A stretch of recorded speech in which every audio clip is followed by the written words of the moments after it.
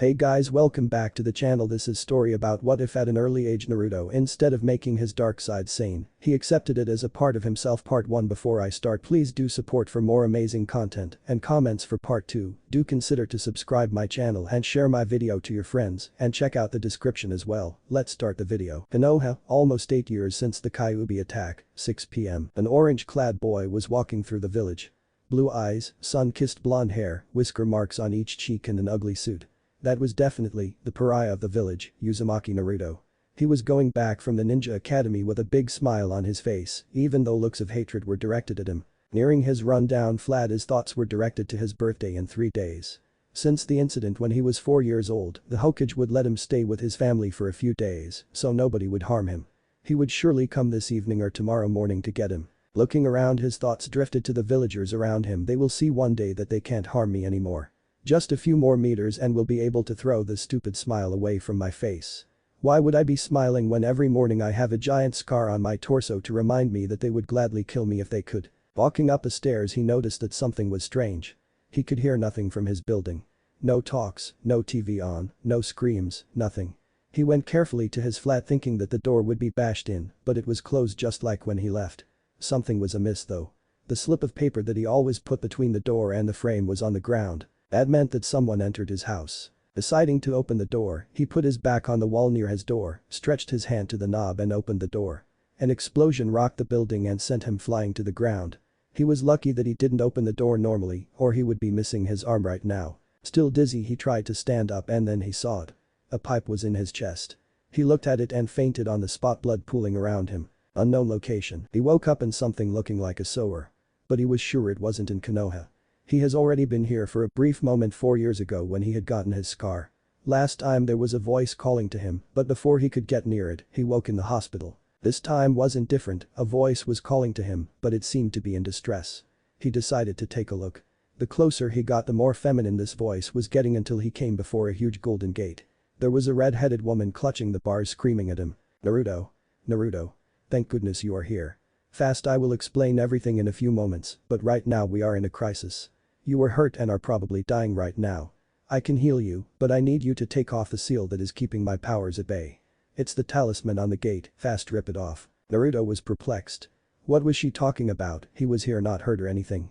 No, he was hurt. He had this pipe lodged in his chest after the explosion.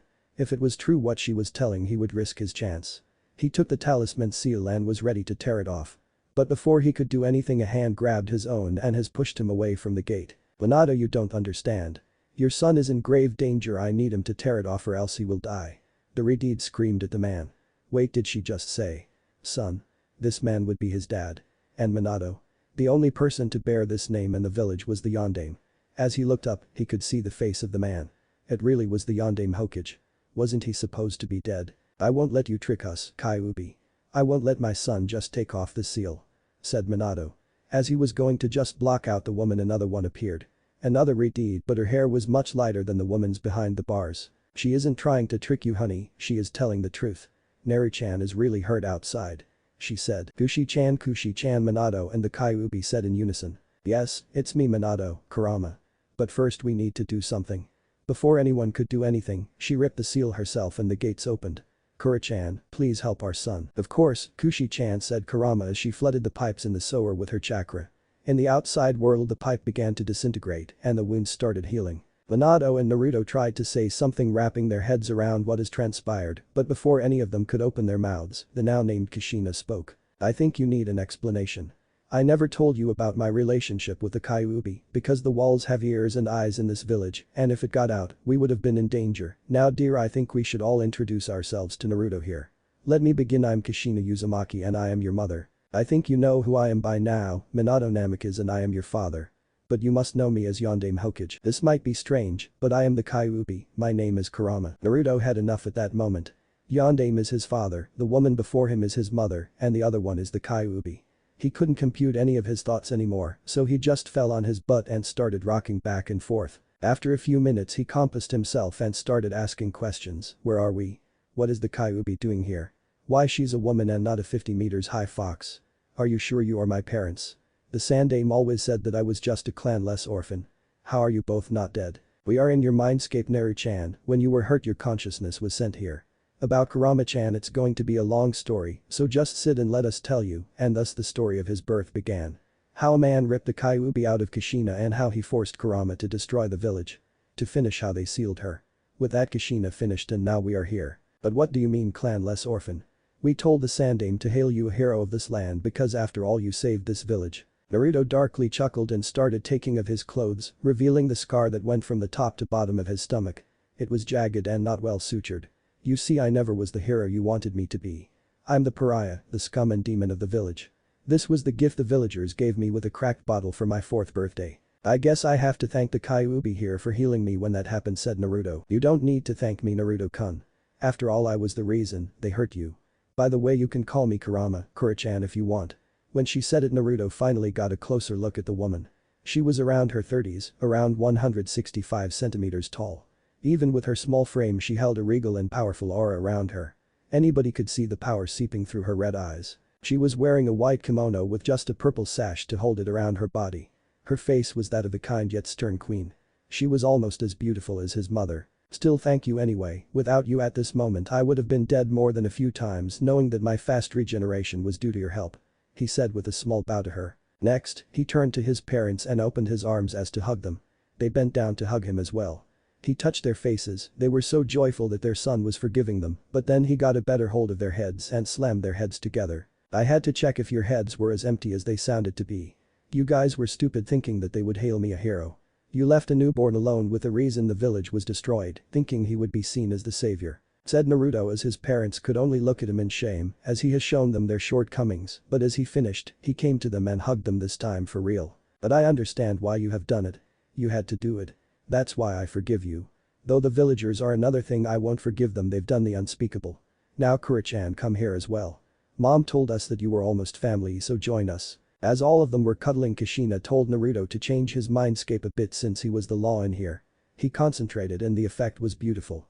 The ankle-deep water was transformed into lush green grass, the pipes with his chakra into multiple creeks and rivers.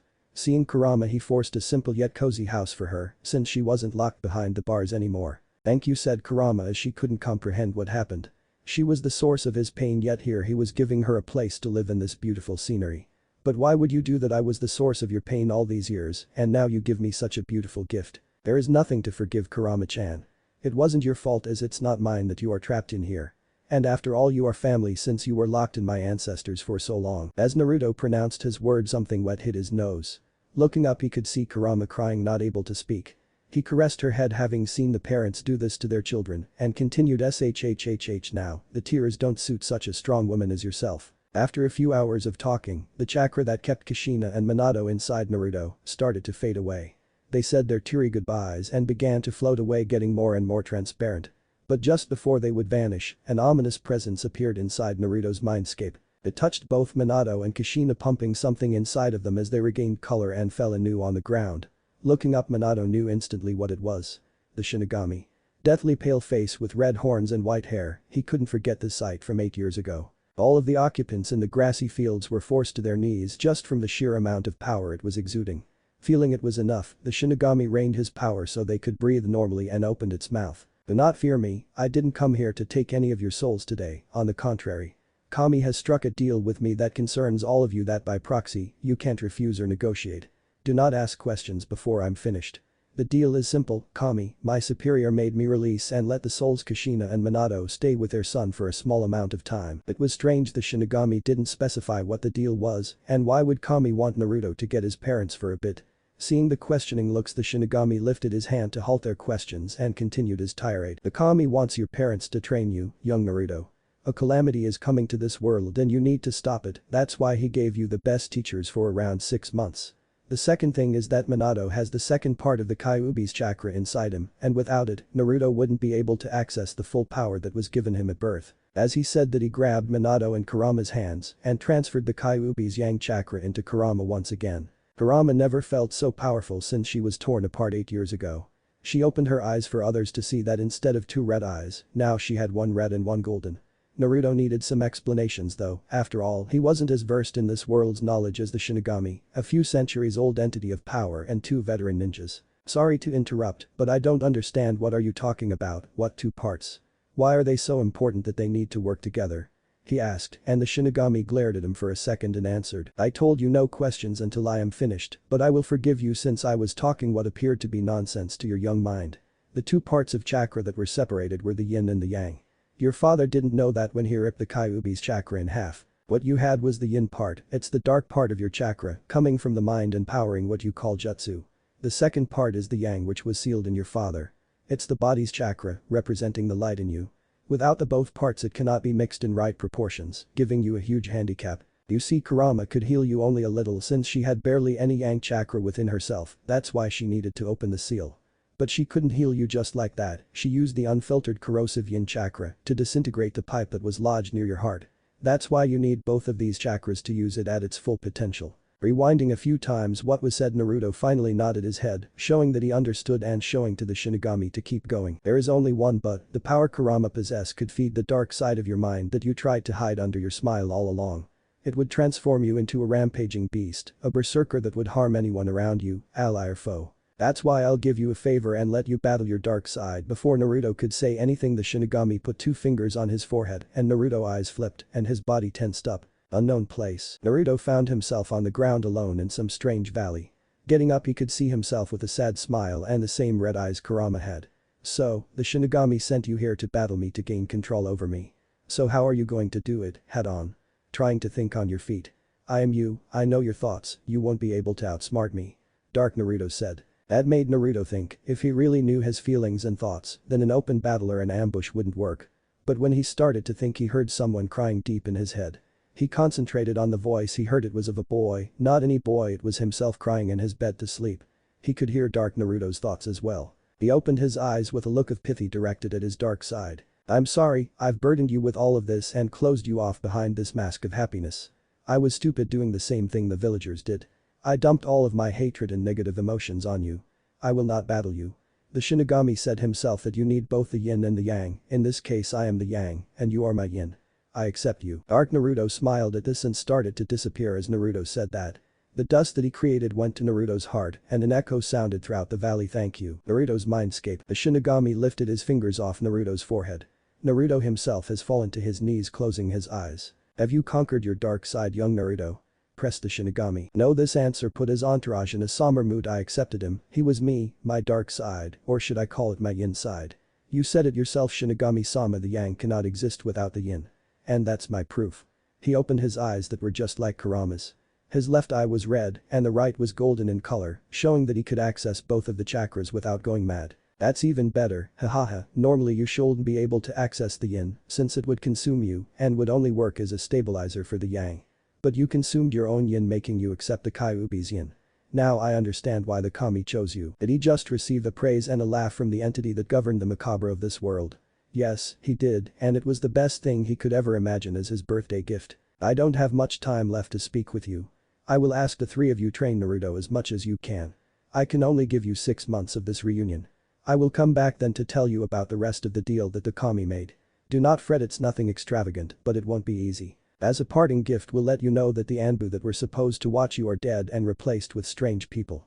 Beware of the cross. As he said that, the Shinigami disappeared, leaving everyone dumbfounded. Did they really get some time with each other even if it was only in his mindscape? They could work with it, but they had more important things to do right now. Naruto-kun, you need to exit your mindscape right now, no one came to your help, even if you are healed outside you are still unconscious, you can't go back to your apartment since it's in shreds. Fast, you need to find a hideout. We can communicate with your thoughts. Said Minato. Naruto just nodded and concentrated on going out. Once he was out, he looked at himself. His clothes were in tatters and he had a gaping hole where the pipe pierced his flesh. Looking around he wanted to dash straight to his hideout in the village, but remembered that the Anbu that were watching him were replaced. He thought about it for a second but couldn't find an answer. If he went to the street someone would attack him, he wasn't strong enough to go even a kilometer inside of the forest of death without being clawed by a 5 meters bear. And he couldn't risk someone knowing his location. Before he could boil his brain by overthinking, Kushina gave him a solution. Neri-chan, close your eyes. I will transfer you the knowledge about the Shunshin no Jutsu. You said that the Hokage normally would pick you up during your birthday. You could Shunshin inside his office, that way you would gain protection without revealing your hideout. Beware though, even if you know how the jutsu works you haven't practiced with it yet, so you might hit something on the road. Maybe it won't be bad since you would look even worse when you appear in his office. That was a sound idea, get protection from his Jai-chan, and at the same time get the answers he wanted all of his short life, even if he already knew them. It would at least feel good to not be lied to anymore. He gathered his chakra, did the tiger seal and teleported to the Hokage's office. He hit some walls on the road, but nothing he should mind right now. He found himself just in front of his Jai-chan and some other man. He looked at him and saw a cross-shaped scar on his face. He remembered the last words of the Shinigami, beware of the cross. He opened his mouth and said, Jai-chan, I need help, and he passed out from the hits he took on the road. A few hours later, Naruto woke up on the couch in the Hokage's office. He rubbed the drowsiness from his eyes and have seen the sandame hovering over him. Hey, Jai-chan, everything okay? He asked, trying to make the old man smile to no avail. Naruto-kun, thank goodness you are awake. What happened to you? I was so scared when you appeared in my office all battered up. The Hokage was almost shouting, distressed seeing the state in which his surrogate grandchild was. Naruto gained a mature look that was unfit for a child his age. I will explain everything, but it should be private. You should dismiss your Anbu and maybe look on the ceiling near the door. Hiruzen waved his hand to dismiss his Anbu and directed them to the place Naruto guided him to. It was strange when an Anbu fell from the ceiling when Hiruzen threw a kunai in there. The Anbu in question had a blank mask, and when it was removed there was a seal on his tongue. Can you tell me how you knew there was someone in the ceiling that even myself didn't detect? I will explain everything. Now you should probably sit down for this because it won't be easy to comprehend.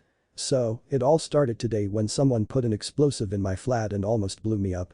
He said with a calm voice as if he was talking about the weather. Someone did what? The sandame asked. Before I continue. Do you want to tell me something? Naruto asked, looking longingly at the photo of the yandame. Catching up to what was going on, Hiruzen did a few hand seals to cast a silencing seal on the room. I understand that I cannot lie to you anymore, Naruto-kun. I will be blunt. Hiruzen recounted the story of Naruto's life in shame.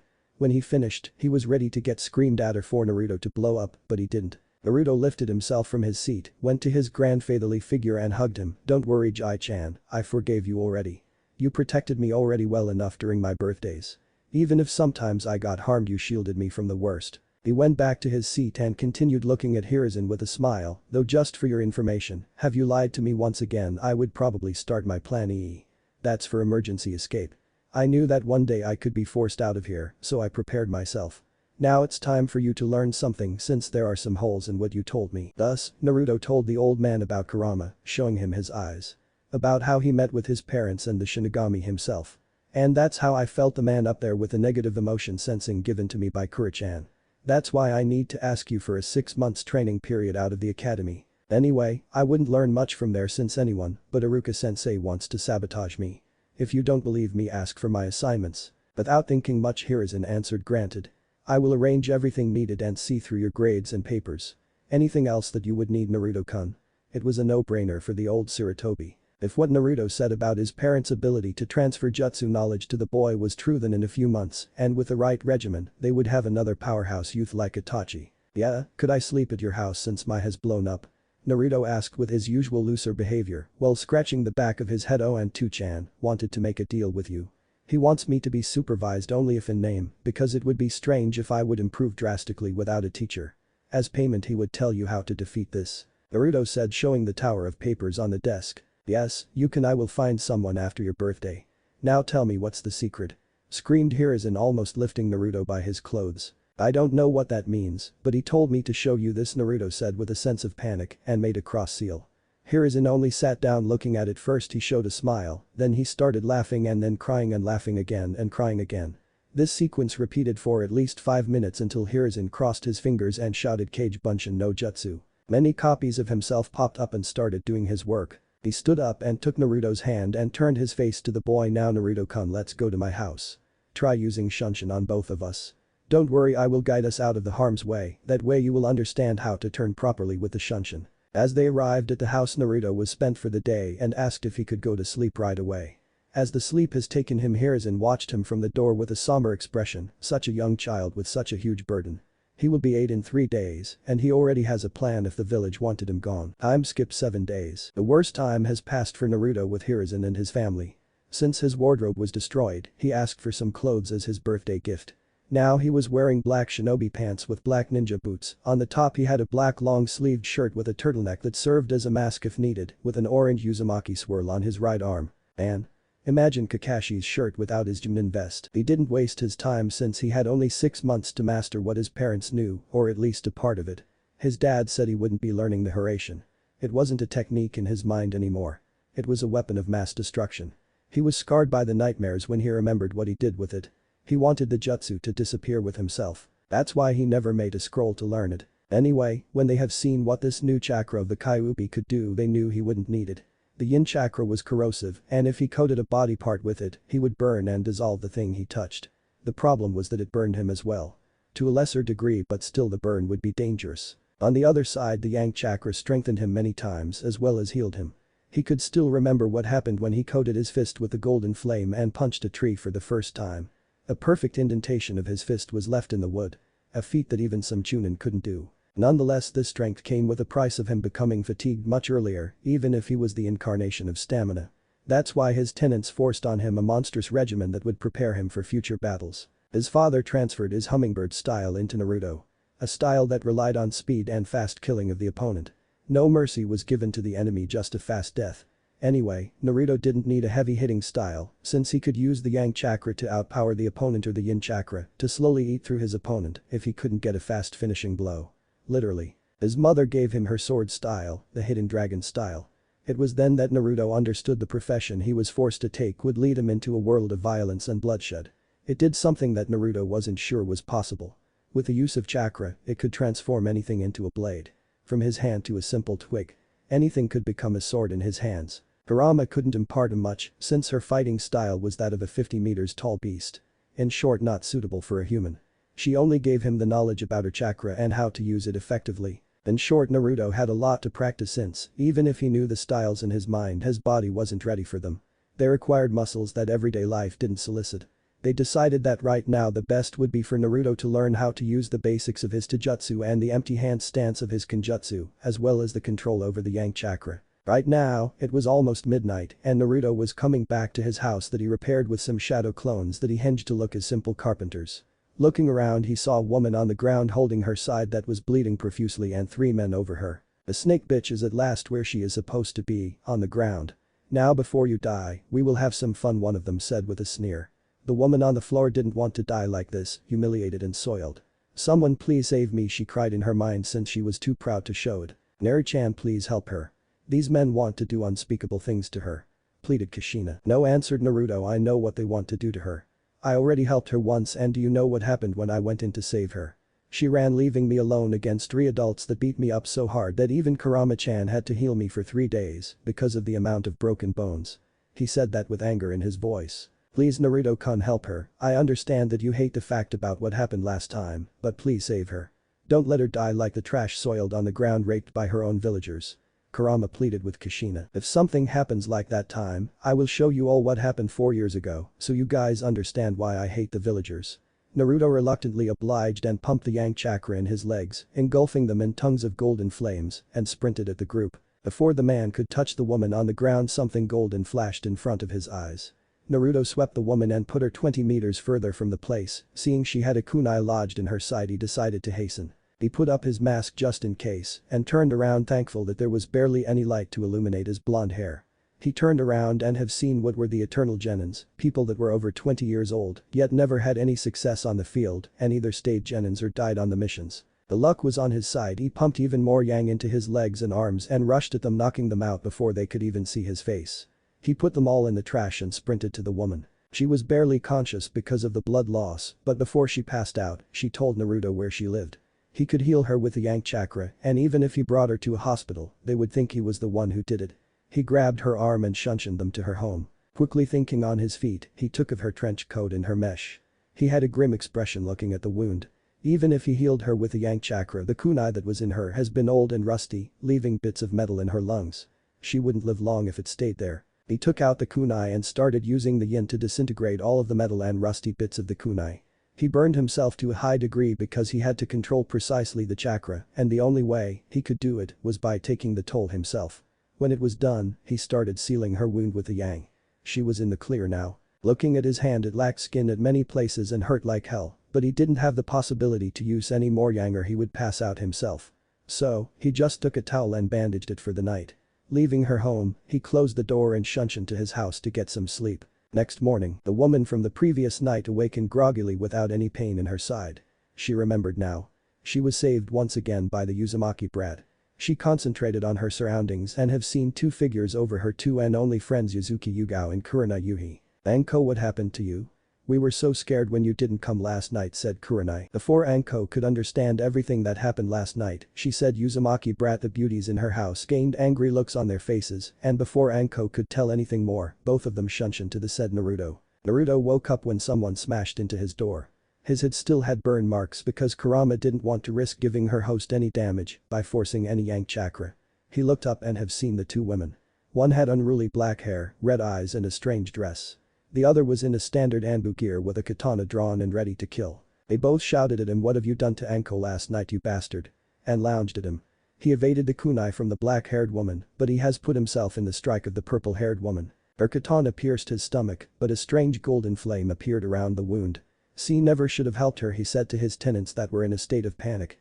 Naruto however grabbed the offending katana and plunged it deeper, making it come out the other side. This was a painful tactic, but it gave him the way to grab the attacker and try to pummel her with the yang-enhanced fist. It didn't work as the raven-haired woman started the seals for a genjutsu. At the same moment Anko came through the door and shouted, "Stew up." But it was too late. Kurenai has already put the boy in the genjutsu. Yugao took the sword out of his gut, but the flame sealed the wound, not leaving any trace. The boy however started spasming, knowing he was already in the Meijin. Narukumi no Jutsu. Anko ran to him trying to stabilize him so he didn't harm himself while spasming. "Anko, what are you doing? He harmed you last night, didn't he? Let him rot in the genjutsu," asked Yugao. Kurenai lift the genjutsu. "You guys fucked up big time. He saved me last night. I will explain later, but now lift the fucking genjutsu up before he bites off his tongue," ordered Anko, and Kurenai could only do what she was told. The spasms stopped and 30 seconds later Naruto came back to reality with an angered look directed at the three women in his apartment. "Great, next time that one of your friends is about to be raped, I will remember to not help her if getting stabbed and put into a nightmare is the thank you. Maybe I should even call a bar so everybody can enjoy. Sincerely, fuck you. Now get out of my house. I would tell you to close the door, but you dimwits bashed it in." "What do you mean raped?" gulped Yugao, seeing the blood dripping from her swords. "Haven't I told you to get out?" "Well, if you insist, ask your friend there what happened last night. And maybe the night 2 years ago," he said, disgusted by the three women. He could feel shame in them, but he didn't care. "I was drunk again last night and these three eternal genins ambushed me. They stabbed me in the side and were going to rape me. Just before they could though, Naruto here rushed in and saved me again. I guess he brought me home and healed me even though I don't know how," said Anko, angry at her friends who held their heads down looking at their feet with Yugo trying to hide the blade behind her. "What do you mean again, Anko-chan?" asked Kurenai, but Anko didn't want to answer this question, to which Naruto rose back to his feet. "You see, when I was 6 the same situation happened, though that time I didn't have the strength to beat them or defend myself. Thinking I have the backing of a ninja who just needed a distraction to counterattack, I did it."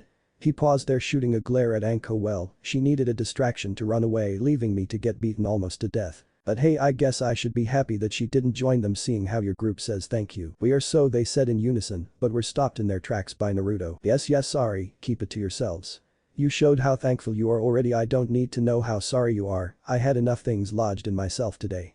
I changed my mind. Can you stay here because I need to find a new door and don't want anything more destroyed today." As Naruto stomped out of the house and shunshin somewhere. "We fucked up big time, didn't we?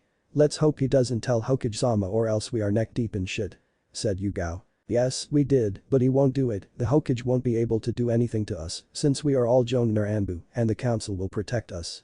It won't matter," said a sad Anko. Only Kurenai had a blank look on her face. The kid pushed a sword through himself all alone and was beaten to death at least few times if she remembered right. She forced him to see something even worse with her genjutsu. "He is 8 years old. We didn't even think what we were doing. I subjected an 8-year-old to torture with my genjutsu." Finally Kurenai opened her mouth, sick with herself. "But Naruto, are you happy now? I knew that would happen in the end. If not for Kurama-chan, that would have been an instant trip to a hospital." "Oh, wait, the hospital would have let me die," said Naruto to his mother and Kurama. They couldn't even tell that they were sorry. Naruto has done something good and the world smacked him for that on the head. "Once I install this new door we are going to train. I need to be stronger so situations like these won't happen anymore. I can't even tell the Hokage. He won't be able to do anything. The council will sweep the entire thing under the rug." He neared his house with a wooden board in his hands. No need for a new expensive door. It would be destroyed anyway. Not paying attention to the three women inside, he summoned a clone to help him replace the door. He put on the last bolt and turned around to them. Can you please tell me why the fuck are you still here? I have my door on, no need for you three trying to coax me into being sorry by doing my bed and cleaning my blood off the floor. We want to know how you healed me last night and why is your hand still burned when you healed the stab within a second. At this Naruto looked at his hand that he forgot from this ordeal and pumped the yang chakra inside. The flame engulfed it and a few seconds later it was as new. Like that and I burned myself trying to disintegrate the metal bits that were lodged inside Anko's side, if I remember her name right. The guilt on their faces was now clear as water. He burned himself to the point his skin was non-existent to help their friend and they tortured him. Nice. If you want to know more you can go ask the Hokage, he finished with a smirk. They couldn't unless they exposed themselves. Now out, I think you girls did enough this morning. They couldn't argue anymore, so they quit his flat and went on with their lives disgusted by themselves. All of them but Kurenai, who wanted to know something else. What have I made you see in the Jinjutsu? She asked. For fuck's sake, you really want to know? Then sit down, I will tell you what happened 4 years ago and let you imagine what have I seen in your Jinjutsu, he said with Kushina and Kurama listening intently since he never told them what exactly happened. At night some sick fuck decided to see if I really was human, so he took kunoichi and crucified me to a wall. Then he took some broken glass to be sure that it hurt as much as it could. He opened me up and started looking what I looked like inside. He made everything to keep me awake the entire time. 4 straight hours of cutting and inspecting. The trip to tea and I would be more pleasant for a 4-year-old. He chuckled darkly as he lifted to show the nasty scar. Something normally impossible for the kyuubi Jinchuriki. Kurenai looked as she was going to puke. Back in her days every academy student were forced to see what was going on in the T&I to prepare themselves. They were only shown the light version of the section but still left many of them scarred. Yet this boy in front of her said it would be pleasant to be in place of the prisoners that were tortured. She got up and with tears going out of her eyes she quit the house. Finally. Naruto could go at last to the training ground in his hideout to train. Next day, Naruto got up to date without anyone barging through his door. It was a good day until an Anbu sporting the same purple hair as the woman who stabbed him yesterday came to him. Hokage-sama wants to see you, Uzumaki Naruto, she said and shunshined with him to the office. Naruto was greeted by the Hokage and his clones inside. The grandfather looked at him and said, "Good morning Naruto-kun. I chose someone for your guardian. I think you can relate with her in some way. Now please let me introduce you, Anko Mitarashi." Naruto gained a scowl at the name and when the 20-something-year-old entered the office his scowl deepened and her face fell, still ashamed. "I refuse, Jai-chan, but why? She is a jonin and can teach you very well with your other teachers. We have a conflict of interest. If you want to know, you can ask her yourself." The Hokage turned to her and motioned for her to speak. "It would be better if my friends Yugao and Kurenai were here." He asked instantly for them to come in. When they did their faces fell seeing the blonde inside thinking that he snitched on them. "Now can someone tell me why 3 of my jonin kunoichi have a conflict of interest with an 8-year-old? Hiruzen was getting impatient. "Yesterday, I got drunk and some eternal genins tried to rape me. Naruto here saved me and healed me while burning his hand. He left me only in my bra, that's why when I woke up Kurenai and Yugao thought he was the one to do something to me and Yugao stabbed Naruto while I put him in the hell viewing technique." Finished Kurenai awaiting the wrath of the god of shinobi. She wasn't wrong when the killing intent made all 3 of them go down on their knees, with Hiruzen showing a furious face. "You 3 imbeciles, you are at least old enough to know that a prepubescent boy isn't interested in women. Tell me how you imagined him doing something to her with his only serving only to pee at the moment." He roared at them. "Naruto-kun, are you okay? I can't imagine what have you seen in the Jinjutsu." Hiruzen went back to his Jai-chan mode, still forcing the kunoichi to the floor. "Let's just say it was worse than 4 years ago and leave it at that. Don't worry Jai-chan, you know I have a high pain tolerance that struck a chord in the women. They have seen it yesterday when he pushed himself on the sword. I'm sorry Naruto-kun, but you know I can't punish them, the council wouldn't allow it. But I have an idea." The Hokage chuckled darkly letting the women stand up. "Yuzuki Yugao, Yuhi Kurenai, Mitarashi Anko. You have a new long-term mission. You are to train Naruto Uzumaki for the next 6 months. Normally the pay would have been a monthly S rank, but as punishment, it will be only an A rank for each of you. Now Naruto-kun, you should begin your training right away," he told Naruto, who quit the office with a smile, getting another 3 powerful teachers instead of just 1. "Okay everybody grab me, we are going to Shunshin so nobody can follow us." Unknown location with Naruto. They were brought inside a strange underground lab of some sort. Before Naruto could show them what was where he was halted by the questions. "Where are we?" "We are in a secret lab of a guy named Orochimaru. He researched something called the cursed seal here. Real nasty stuff. Though I think I have a way to take it off, maybe not right now but maybe in a few weeks." He trailed in his rumblings. What he didn't see were the faces of the girls. First it was disgust at the name of the Orochimaru, then sadness at the mention of the cursed seal to elation when they learned about the possibility to take it off. Anko couldn't wait and fired her questions. How can you take it off? The seal master of this village tried and could only seal it off. The same way I disintegrated the metal and rust in your wound. What would you hear now is an S-rank secret. You can talk about it, but it will throw you and everybody you know in prison or straight to execution. You sure you want to know? He asked, seeing the glint of hope in her eyes. Then he remembered when he has seen Anko almost naked, she had one of the prototypes on her shoulder. Yes, they answered. Okay, it's a long story, so make yourself comfortable. And thus he began his story about the explosions and what ensued. That way I could disintegrate the seal on the chakra level. The problem is that I don't have the necessary control over yin to do it without disintegrating my whole hand. Now they understood why he missed some skin on his hand yesterday. And they understood the sacrifice he made for her. Anko looked him in the eyes and bowed. Thank you.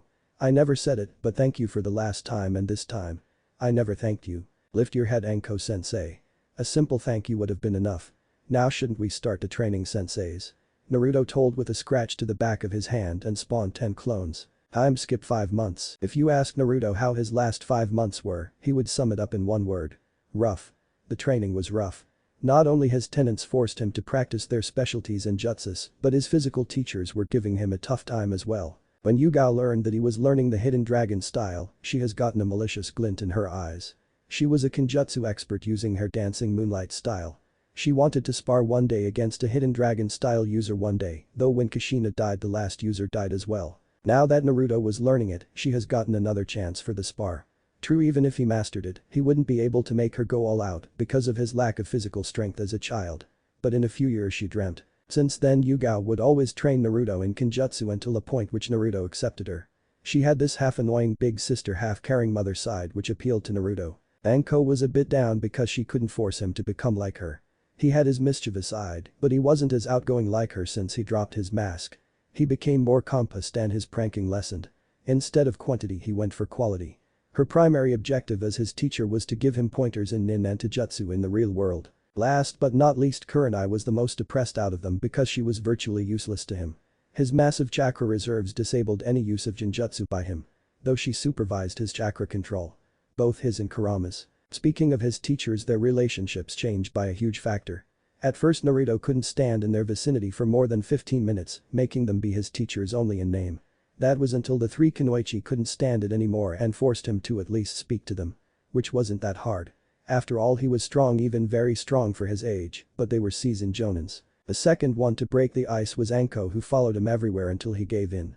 They sat in silence for a few hours until Anko told him her life story and why she was so unbelieving when he told her that he could take off her seal. Naruto found the words of the old Hokage true. They really could relate to each other as he recounted his own story, which was much worse since he couldn't defend himself. After that night he focused even more on the control of the kyuubi's chakra. He wouldn't let someone else's life be dictated by a seal that was forced on them.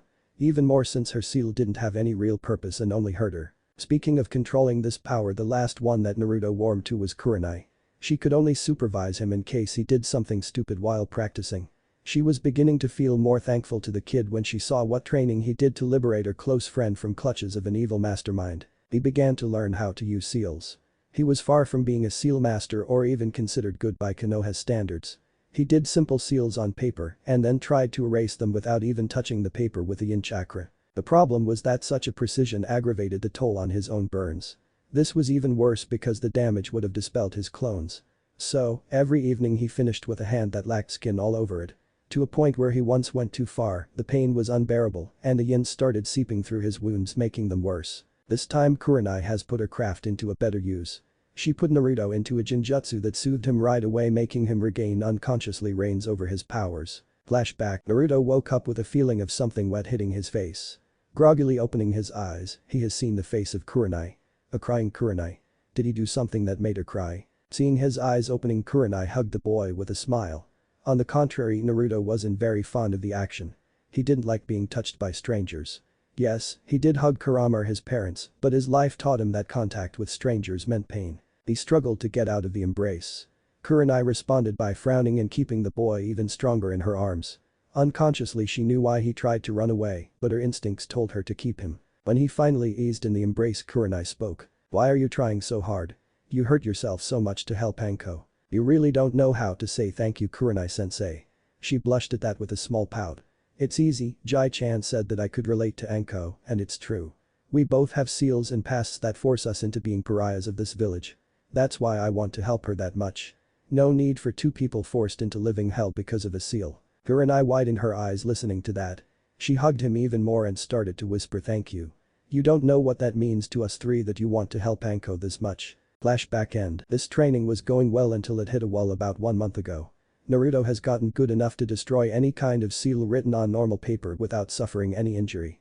This had some additional perks because his control over yin and yang was very good, making all of his teachers astounded by the progress. The problem was that Naruto could only erase a seal on paper.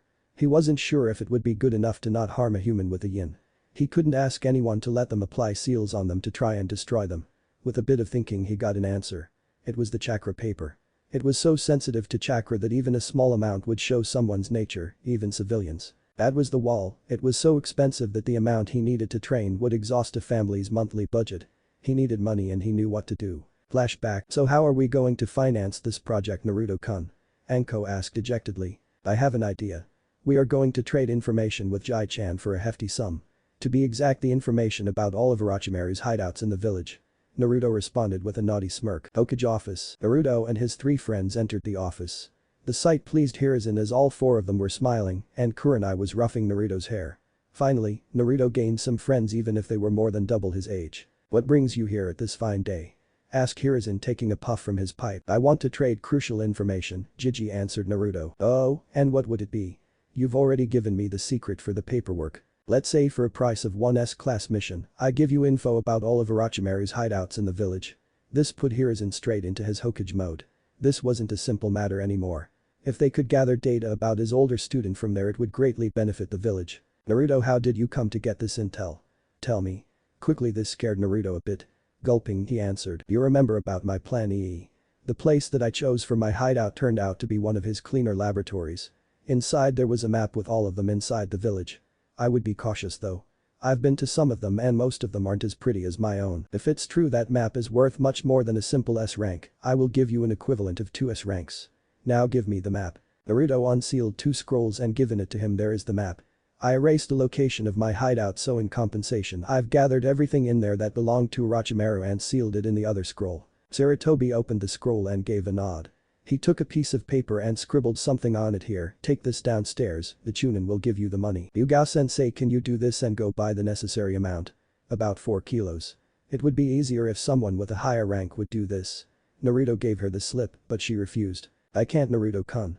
I need to talk to the Hokage about you. The 3 of us already talked about it. Please Kurenai, can you do what he asked? Hiruzen looked at her quizzically and after Kurenai left he motioned her to speak. You see, Hokage-sama, Naruto here grows fast, too fast. It would be stupid to send him back to the academy. He would destroy his class 10 times over with a single strike if he wanted to. It would be a waste of his talents to do it. I propose to enroll him into Anbu. We all know here that Anbu aren't only jounins. Sometimes we recruit even genins because of their abilities. Naruto-kun fits the bill perfectly. He's already stronger than any genin and his abilities make him even stronger. He's like Tsunade-sama, a medic that can destroy keeps. I will let you look into that. Flashback end. A few days ago, Naruto perfected his use of yin. Even if by accidents he discovered many times his affinity for wind and slight fire caused by Kurama's chakra flowing through his body since day 1, he found a way to disintegrate seals written on the chakra paper. He did so by using both the yin and the yang at the same time. The yang would create an almost infinitely thin border around the seal, making a vessel for the yin to flow through the chakra-infused ink and leaving a perfect and usable chakra paper behind. The day was the day to free Anko. The preparations were complete. For the last hour Naruto spent time with his interior tenants making sure that everything would work perfectly. He entered a room where Anko was sitting in only her sports bra. A necessity for kunoichis. Kurenai and Yugao were holding her hands to relieve the stress. Naruto stood in front of them looking Anko straight into the eyes. She didn't trust herself to speak, so she just gave him a smile and a nod. He nodded back and began. He touched her shoulder, coating it with the yang until it formed a light around the cursed seal. When he felt ready, he poured the yin inside the vessel. A few seconds later he did something that even the seal master of the village couldn't do. He destroyed Orochimaru's magnum opus. To be on the safe side, he flushed her shoulder with the yang to neutralize any yin that could infect her. Looking at his fingers, he has seen some burn marks. He preferred to be extra cautious with Anko and made sure that any burns were given to him. It was a small price compared to the smiles his 3 friends gave him and a huge hug from Anko, who now had a perfect unblemished skin. Time skip 1 month. The time was nearing. The Shinigami would come today to take back the souls of Minato and Kushina. For the last few days Naruto spent all of his time with them, unwilling to say goodbye. He knew that day would come but he didn't want it to. It was Kushina that gave him a new perspective on this. She reminded him that outside he had his Nichans as well as Kurani inside of him. Since the day that Naruto freed Anko, the three of his senseis became something else to him, a family. The mischievous Anko ni, the annoying yet loving Yugao ni, and the always compassed nevertheless easily flushed Kurenai ni. Mindscape. Naruto was hugging his parents, not wanting to let them go. They were all reminiscing the good times together during the 6 months. The training they put him through, the unconditional love they have given to him. All of his tenants were sure that they've done all they could to prepare Naruto for the future. They taught him everything they deemed in his grasp. The things he couldn't for the moment were stored in what they called mind gates. They would unlock when the seal algorithm inside would deem the young boy ready. He could rival now an early Chunin in strength, but he had invented a few techniques that could multiply his strength tenfold. One of them was what he called the Bijuu cannon. He found out about it when he learned how to shoot a small amount of yin or yang from his fingers, but anything more would throw him back because of Newton's third law. He counteracted it by shooting the chakra in 2 opposite directions. This countered the thrust he produced to the front and gave him quite a forest razor. And yes, I based it on Tsuna's X-burner from Cambodian reels. Right now, he was on the process of concentrating the beam to, instead of getting a wide spread, he would get a long-range laser to kill from afar. Their rumblings were cut short when they felt the same ominous presence from 6 months ago. The Shinigami was back to take the souls of Minato and Kushina and specify the rest of the deal. Greetings mortals, I hope you all prepared yourselves. Your time has come. Before I take you, I must commend the training you have given to the young Naruto. Don't worry, you will be taken to heaven instead of my stomach as a thank you from Kami himself. Now to the last part of the deal I've told you about. I need you to take the lives of 2 men who caused so much chaos in this world. The first one is Orochimaru the Snake Sannin, and the second one is someone who calls himself Uchiha Madara, yet he's a simple impostor. You've all met him once already. The hint is a spiral orange mask. When he said the last line, the room dropped a few degrees and everyone was furious. That was the man that destroyed their family and lives.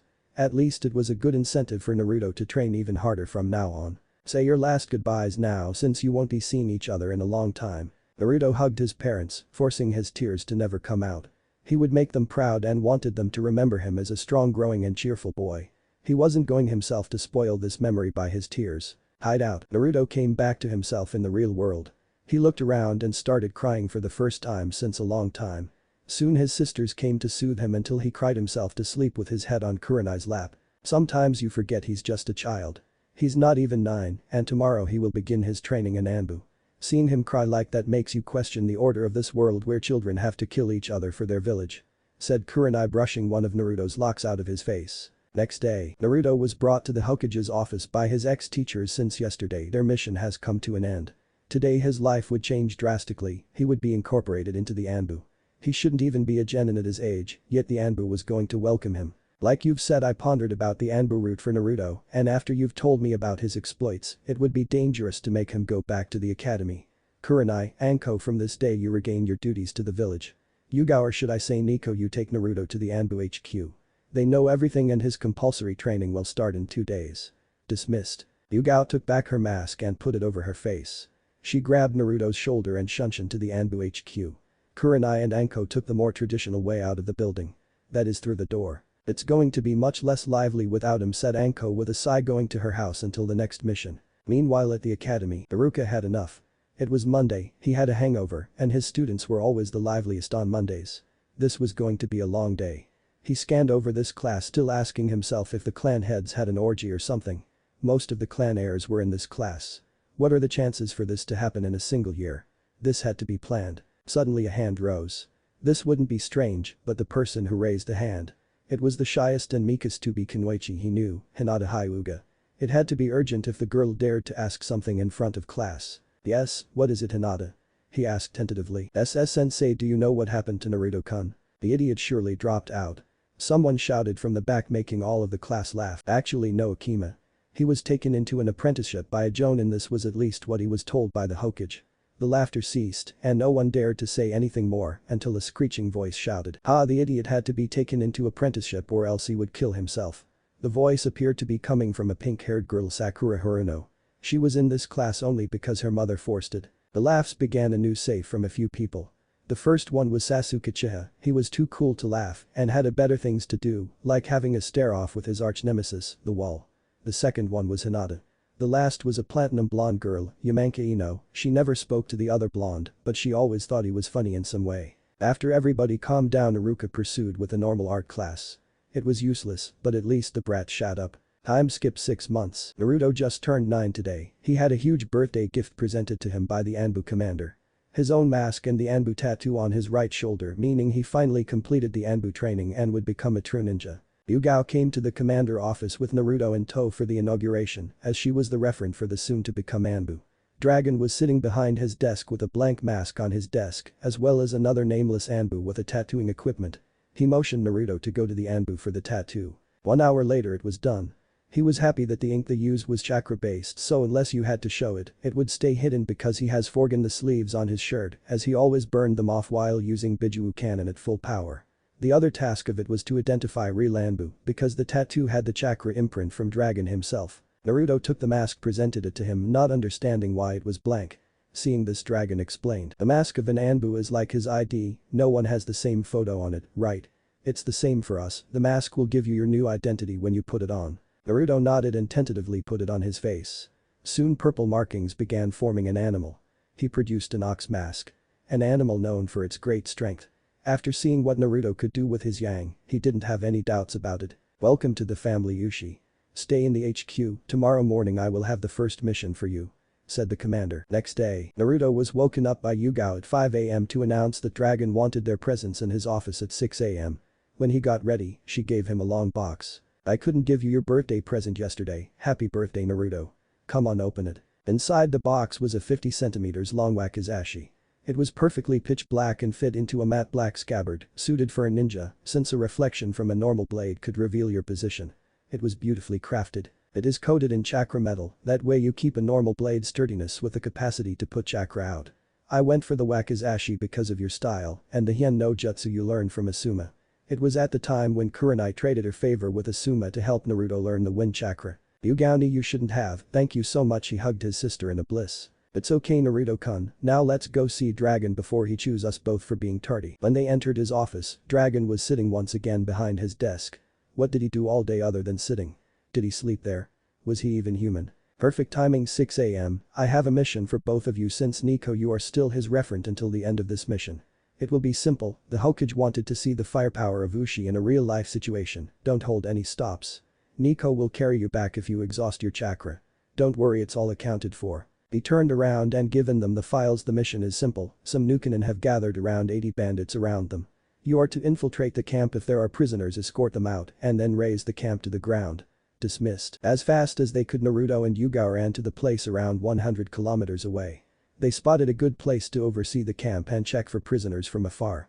Thankfully or not, there were none in this camp, only bandits and Nukenins inside. This was good, they could launch an ambush attack at full power from the start. A few hours later they had a plan. Yugao was here to only serve as an emergency backup in case something went wrong. They waited until the bandits would be the most tired from the day, and the hour has come. Naruto made clones to secure a perimeter in case someone escaped. He recited the Anbu teachings. They aren't humans, only targets to kill for the good of the village. He signed to Yugao, who signed back to him. He gave her his hands and she gripped them with all of her strength. She spun him around and threw him in the air in the direction of the camp. She herself went farther away knowing the plan. When the bandits have seen a golden light in the sky and someone scream Yang meteor, it was already too late. Naruto concentrated Yang in his legs and used the principle of the Bijuu cannon to propulse himself to the ground at an immense speed. A few clones have done the same, unleashing a hellish blast of energy, evaporating anything in the radius of 10 meters around and throwing back everything else. The clones popped at the impact themselves as the blast was too much for them. The real Naruto, stealing his nerves, used his new Bijuu cannon variation. He pumped yin into his hands and thrust them outwards as to a normal one and screamed Bijuu tornado. It started with the streams of yin shooting 50 meters at each side. When this was ready, he put his arms at an angle, making the thrust spin him around. Yugao herself was astounded. She hit the stop at her timer when the light from the yin bubbly and red chakra died down, letting her see a perfect circle where nothing but Naruto existed. 30 seconds was the time he needed to destroy the camp. She wasn't sure if she would even be able to beat his time. It was the right call to put him to Anbu. Maybe he wasn't strong enough to fare against single strong ninja, but his role as a castle destroyer was fulfilled even better than she thought. In her amazement, she hasn't seen Naruto falling to the ground because of chakra and mental exhaustion. The Anbu were prepared for anything on the missions because they were 90% of the time veterans. Naruto was integrated into Anbu before he even became a gen in the normal way. This had to be over 80 kills for his first one, it had to take a toll on him. She rapidly took him on her back whispering, "You did good Naruto." She sprinted straight to the HQ to give her report to Dragon, while Naruto was still asleep on her back. "Nico, you are faster than I predicted. Did something wrong happen on the mission?" "No sir, everything went perfectly and Ushi did like you told him, he lifted all of the stops, that's why he's still asleep. But now give me the report." We went to the destined location and positioned ourselves on a hill near the camp. Ushi used his negative emotion sensing to determine that there were no prisoners. We waited for the night to make the ambush. All it took was around 30 seconds for the camp to cease existing. Nothing was left. I took a photo to prove the carnage that was made. She took a photo from her pouch and given it to him. It showed a perfect circle of ground. The grass was annihilated as well as a few meters of the soil. That's almost alarming, that would put him on par with our A-rank demolishers at least at this occasion.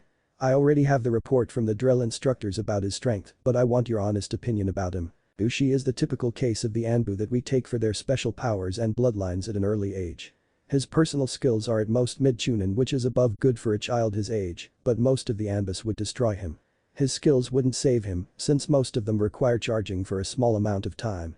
In the future he should concentrate about his normal ninja skills. Understood, good job, your payments will be in your accounts by tomorrow. Take Ushi to the Yamanaka as well, he's going to need a third unbiased party to talk to. Dismiss the accounts that Anbu used were different. They had their own bank that passed their funds through some other Anbu-made banks that accepted anyone. This way their identities remained well hidden. Yugao took Naruto to the nursing dormitories for him to sleep. She took off his boots, mask and armor. Watching him she smiled, since they started training him, he went from a normal child to someone with a body made for combat. Nothing too bulky, just defined muscles started to show on his arms. She was happy for her little brother. She gave him a kiss on the forehead and skipped her way to her boyfriend. Next day, Naruto was out of the nurse station when the medics discharged him after checking for his chakra exhaustion. The sight of Yugao without her mask greeted him out of the room. She could feel he was a bit gloomier than most of the time. "Hello Naruto-kun, Dragon has given us some orders, we are going to the T&I department for you to talk to someone." "Hi Yugao-ni, if I have to then let's go." He took her hand, an action he hasn't done in ages, and they strolled together to the building while talking about everything and nothing.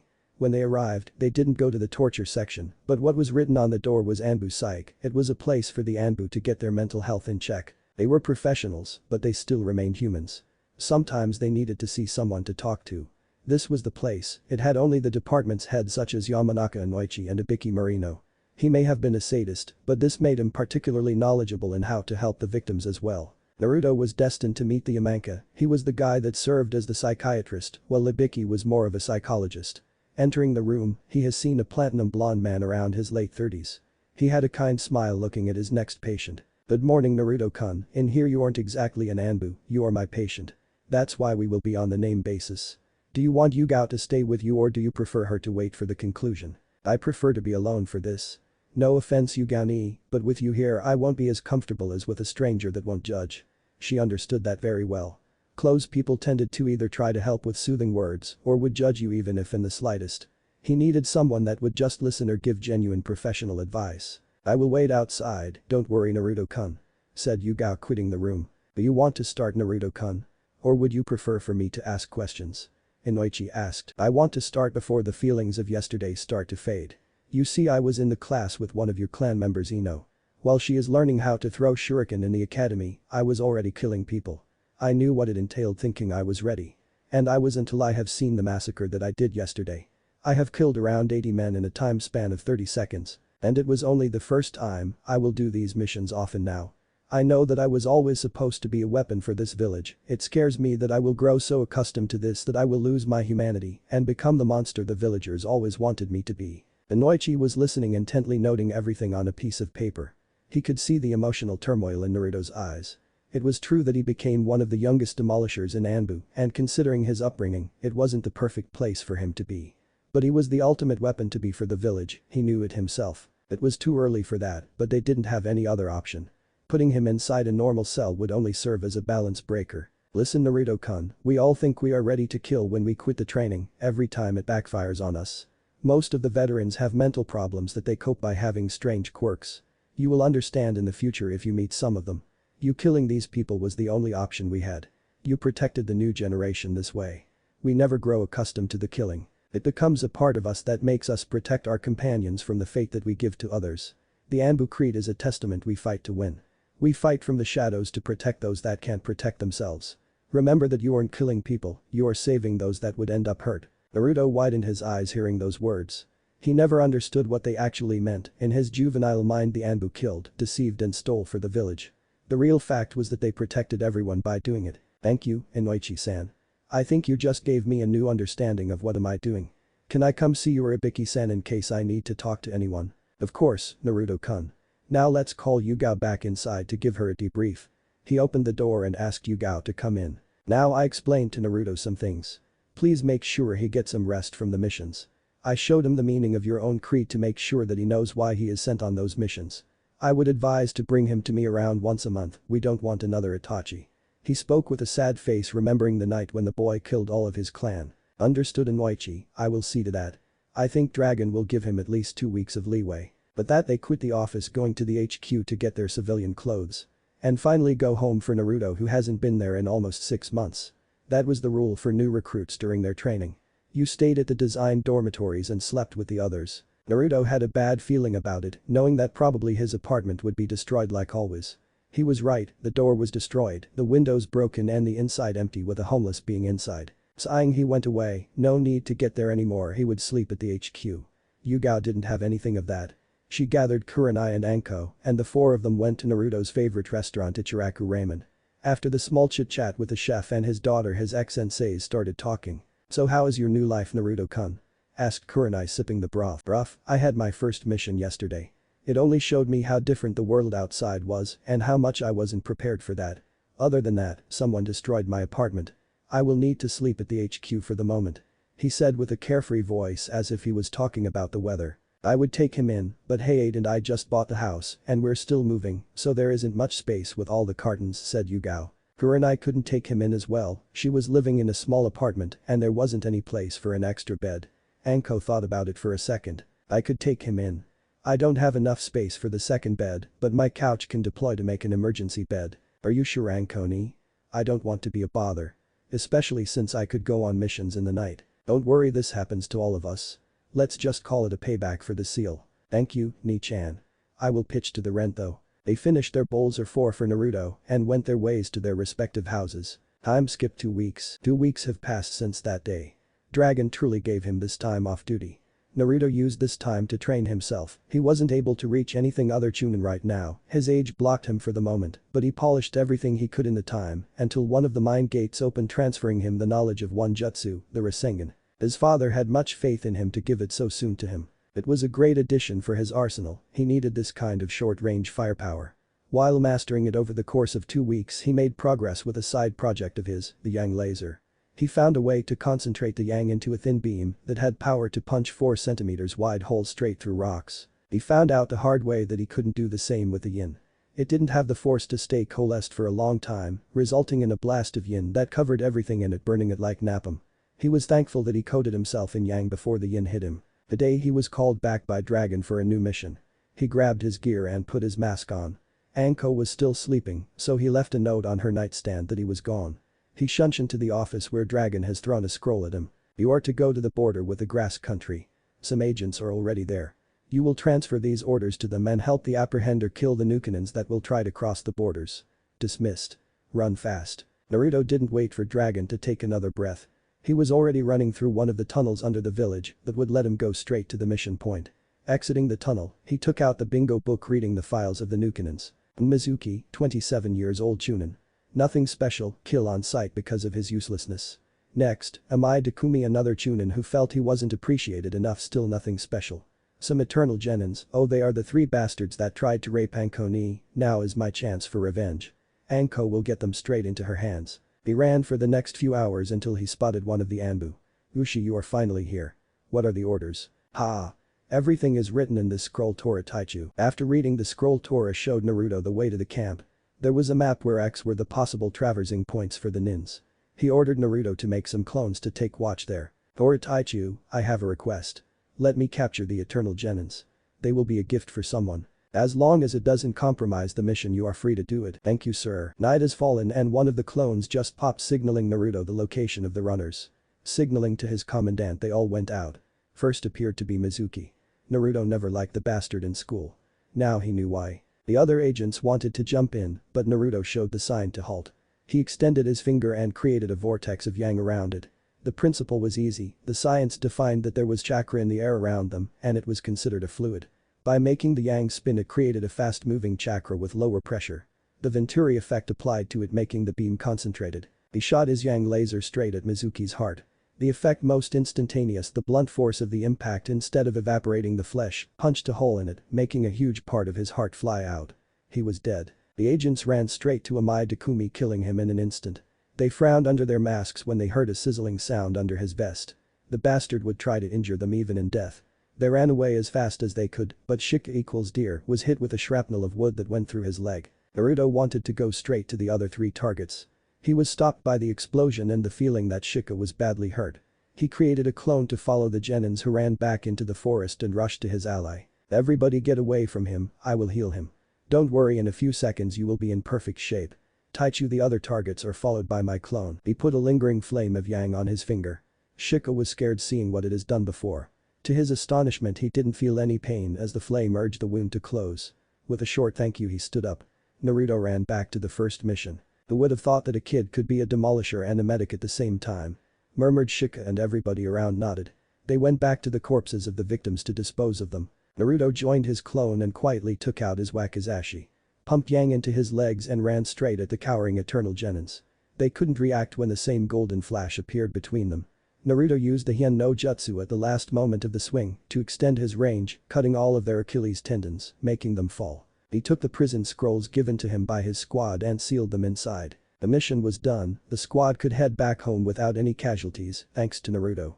That would earn him some points with the other Black Ops. The road was silent for the most part, only Shika said a louder thank you to Naruto for the quick help. Once again, they were all in the dragon office. He was too often in this place. Good job everyone, I will take the prisoners and heads of the runners to the T&I. Dragon Taichu, can I give the prisoners to Anko myself? Yes, give the heads to them as well. Dismissed. Naruto ended in the T&I building using the tunnels under the village. It was convenient for them, instead of going around the buildings they had straight roads to every important place in the village, such as hospitals and administrative buildings. He has seen Anko lounging on a couch drinking coffee and chatting with Ibiki about a new torture she invented. It was deranging to hear them laugh about it. Maybe these were the quirks that Kunoichi told him about. He put his mask on his belt and greeted the both. Hello Ibiki-san, Anko ni. I have brought you some gifts, 2 heads to scan and 3 eternal genins that you know pretty well, Anko ni, he said with a mischievous smile, throwing them the scrolls. Anko reciprocated the smile with her own and stood up. I think I will test what we were talking about earlier than expected, said Anko. Later that day, all they learned was the fact that someone offered them a place in grass country, but they didn't know who. Anko faked the fact that she knew they were telling the truth and played with them for a long time after that. They died the next day. Time skip 4 years, Naruto's 13 yo if you didn't keep track with the ages. Naruto lounged in his and Anko's house. It wasn't particularly big, but had 3 rooms and 2 bathrooms, which was more than enough for them. After a month of living together, they decided to buy a place for them. Naruto having the pay of an Anbu helped greatly in the effort. Speaking of him, he had grown quite a bit. His puberty began around a year ago. Anko still made fun of him, remembering his voice change. He has grown to around 1m65, slightly above average than guys his age. The added testosterone in his body defined his muscles, making his shoulders and biceps visible thanks to his sleeveless shirt. His wardrobe didn't change much since that time. The biggest change was in his hair. He learned on a mission in Land of Earth that his spiky blonde hair made them remember the Yondaime, his dad. So, he had let it grow to a point he could make a short ponytail out of it. He slicked it all to the back, this way it didn't catch too much light on stealth missions. His face matured without any baby fat thanks to constant missions and training. His puberty did him another favor. It destroyed the roadblock in his training.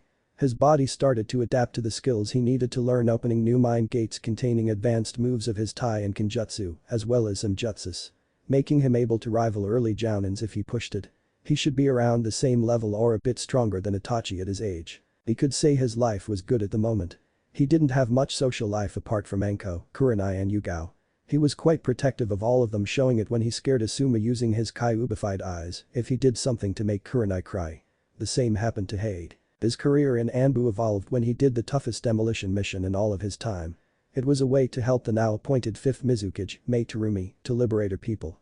He did it by destroying 3 keeps that were just before evacuated of prisoners. It was his first mission as the captain. Flashback, he looked at his men and women. They were Nico, Inu and Tenzo, Ryugao, Kakashi and Yamato who didn't even have a real name. He looked on the plans of the keep, it was the last one that housed a big amount of the anti-bloodline faction as well as many prisoners. We are going to wait for the night I will make you a door to evacuate the prisoners, when you are ready go as far away as you can, I want to test a new skill I invented. And wait for the night they did. As soon as Hei entered the hold they sensed something was amiss. The prisoners were all asleep and no guard was there. They unlocked the cells and started to take out the people inside. As they wanted to exit, they found themselves blocked. All of the ninja that were supposed to be inside waited just outside the wall. It was an ambush, they had to be informed about the other keeps. Ask Nico, Inu take the prisoners outside and run I will hold them here. Tenzo assist me. This wasn't time to question the orders and they did as told. For the next hour they transported the people inside, while Naruto and Yamato fought for their lives with Naruto healing Yamato anytime he was hurt. They seemed to just never end until Kakashi came with good news. The prisoners are outside he screamed. But now run, Tenzo close as many as you can in a dome and run as fast as you can. I will make them disappear. Tenzo nodded and gathered the most chakra he could without hampering his escape. Mokuton. Mikuja Heki. He screamed proud of himself closing all of the assailants in the dome and ran away as fast as he could. When Naruto sensed them far enough, he launched his new technique. He made holes in the dome with a yin and put his hands in them. He created 2 balls, one of yin and one with yang inside. The idea behind was that when both of those would mix, they would produce neutral Biju chakra. In this case he slammed them together making the mixing far too fast, resulting in a chain reaction explosion. He screamed yin-yang nova. And let the balls slam into each other as far away from him as he could and taking cover himself. The dome opened on the top and released a beam of light to the sky. He would have to calibrate the power output another day happy with the result. After which he coated the keep in the yin to melt it to the ground. Flashback end. That was one of many demolition missions that Naruto took. He remained on the sofa until an Anbu came to his house and told him Ushi the Hokage requests your presence with a sigh. Naruto prepared himself for another mission in his mind and Shunshin to appear on his knee before the Hokage. Strangely next to him was Inu in the same position. Please stand up Naruto-kun, Kakashi. Take off your masks as well you won't be needing them for the next mission said the Hokage. Please stand up Naruto-kun, Kakashi. Take off your masks as well you won't be needing them for the next mission said the Hokage. They did as told and took off their masks. Hiruzen couldn't believe how his grandchild in all but blood has grown both in size and as a ninja. He could still remember the small kid running around the village. As we all know here a certain Uchiha Sasuke turned really bad since his brother killed his family. Inoichi and I are sure he shouldn't be let into the ninja program, but the council tries to push him through. Kakashi, Naruto-kun this mission entails you to become normal ninja. Kakashi you are going to be their team sensei. Naruto-kun you are to pose as a genin. Your team is going to be composed of yourselves, Sasuke and Yamanaka Ino. Getting apprehensive looks from both of them he continued. This team is made entirely to keep the Uchiha from doing something stupid. Ino doesn't know it though, but her clan skills will be useful in knowing what happens in the head of the boy. Secondly her father, Inoichi, wants you, Naruto, to set her straight. Ino was Inoichi's daughter. The sly fox never mentioned it. Oh well he helped him so many times that doing him a favor wouldn't hurt. As the Sandai mended the mission detail and told them the pay of an A rank to both of them every 2 weeks, as well as what they earned on missions, both of them quit the office. So Kakashi-sensei what are you planning to do? You can go full out on missions, but I'm supposed to be a lowly genin. I know that you are going to test us even if we must succeed anyway because of the council. Don't worry just don't put too much of a show. After all you were an apprentice from the age of 8 right? As for the test it's the bell test I told you before.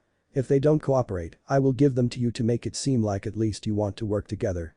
Kakashi replied with mirth in his voice. They quit the building and went their ways. Naruto went home and sat next to Anko on the sofa sighing. What's going on Naruto-kun? The mission didn't go well. No, it went perfectly. It's the mission itself, Kakashi and I are to babysit the Uchiha prince I'm supposed to work as a genin. A fucking genin when I can destroy strategic points of entire armies myself earning an S rank in demolition division. Now I should barely be able to hold a kunai. At least the pay is good. He ranted to which Anko patted his head to then put more oil into the fire. Don't forget about the D rank she reminded him with a smirk to which Naruto thought he was going to cry. At least team placements were in a few hours. Naruto made his way to the academy in his normal clothes, leaving the Anbu gear in the HQ in case he was called for emergencies. He put up his cloth mask and went inside the classroom, which was empty for the moment. He may have a painful mission right now, but he would still play with the Uchiha boy. He seemed to forget they were the same age. People began entering the room noticing the new arriving member, but no one tried to speak to him because of the aura that he exuded that said, "Don't talk to me." The class was finally full and the teacher came in. At this moment Sasuke, against his judgment, wanted to show his dominance over the new kid. He was an elite after all. He came to Naruto, who was laughing with Kurama about what was going to happen. Sasuke opened his big mouth and spoke. "What's your name?" "I'm Gay," Naruto replied. "I'm Gay, fight me." Sasuke didn't catch what he said until it hit him when everybody was keeping in the laughter until everybody burst out and Sasuke went back to his place to stare at the wall. Naruto gave a mental high five to Kurama. Iruka compassed himself from the scene. This was the supposed guy that would fill one of the teams. He did his speech of proudness and will of fire and began naming the teams. Team 7 will be Sasuke Uchiha, Ino Yamanaka, and what?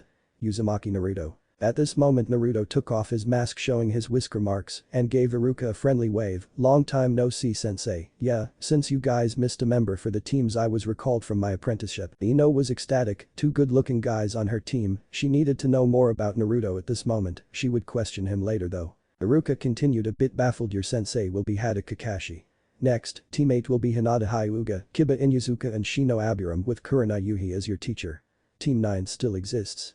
Team 10 will be Shikamaru Nara, Choji Akimichi and Sakura Haruno, with Asuma Sarutobi as your sensei. That will be all. They will be here to get you in around 15 minutes. The team sat down together trying to chat, but everyone was too nervous thinking about their future. Soon the teachers started coming in. Kurenai and Asuma came in together with Kurenai having a glow around her. Naruto waved at them. "Hey Kurenai ni Asuma-sensei, Naruto-kun." "Naruto," they said in unison. They both knew why he was here. "We would love to talk more to you, but we have our teams to meet. See you later," told Kurenai, giving him a goodbye wave.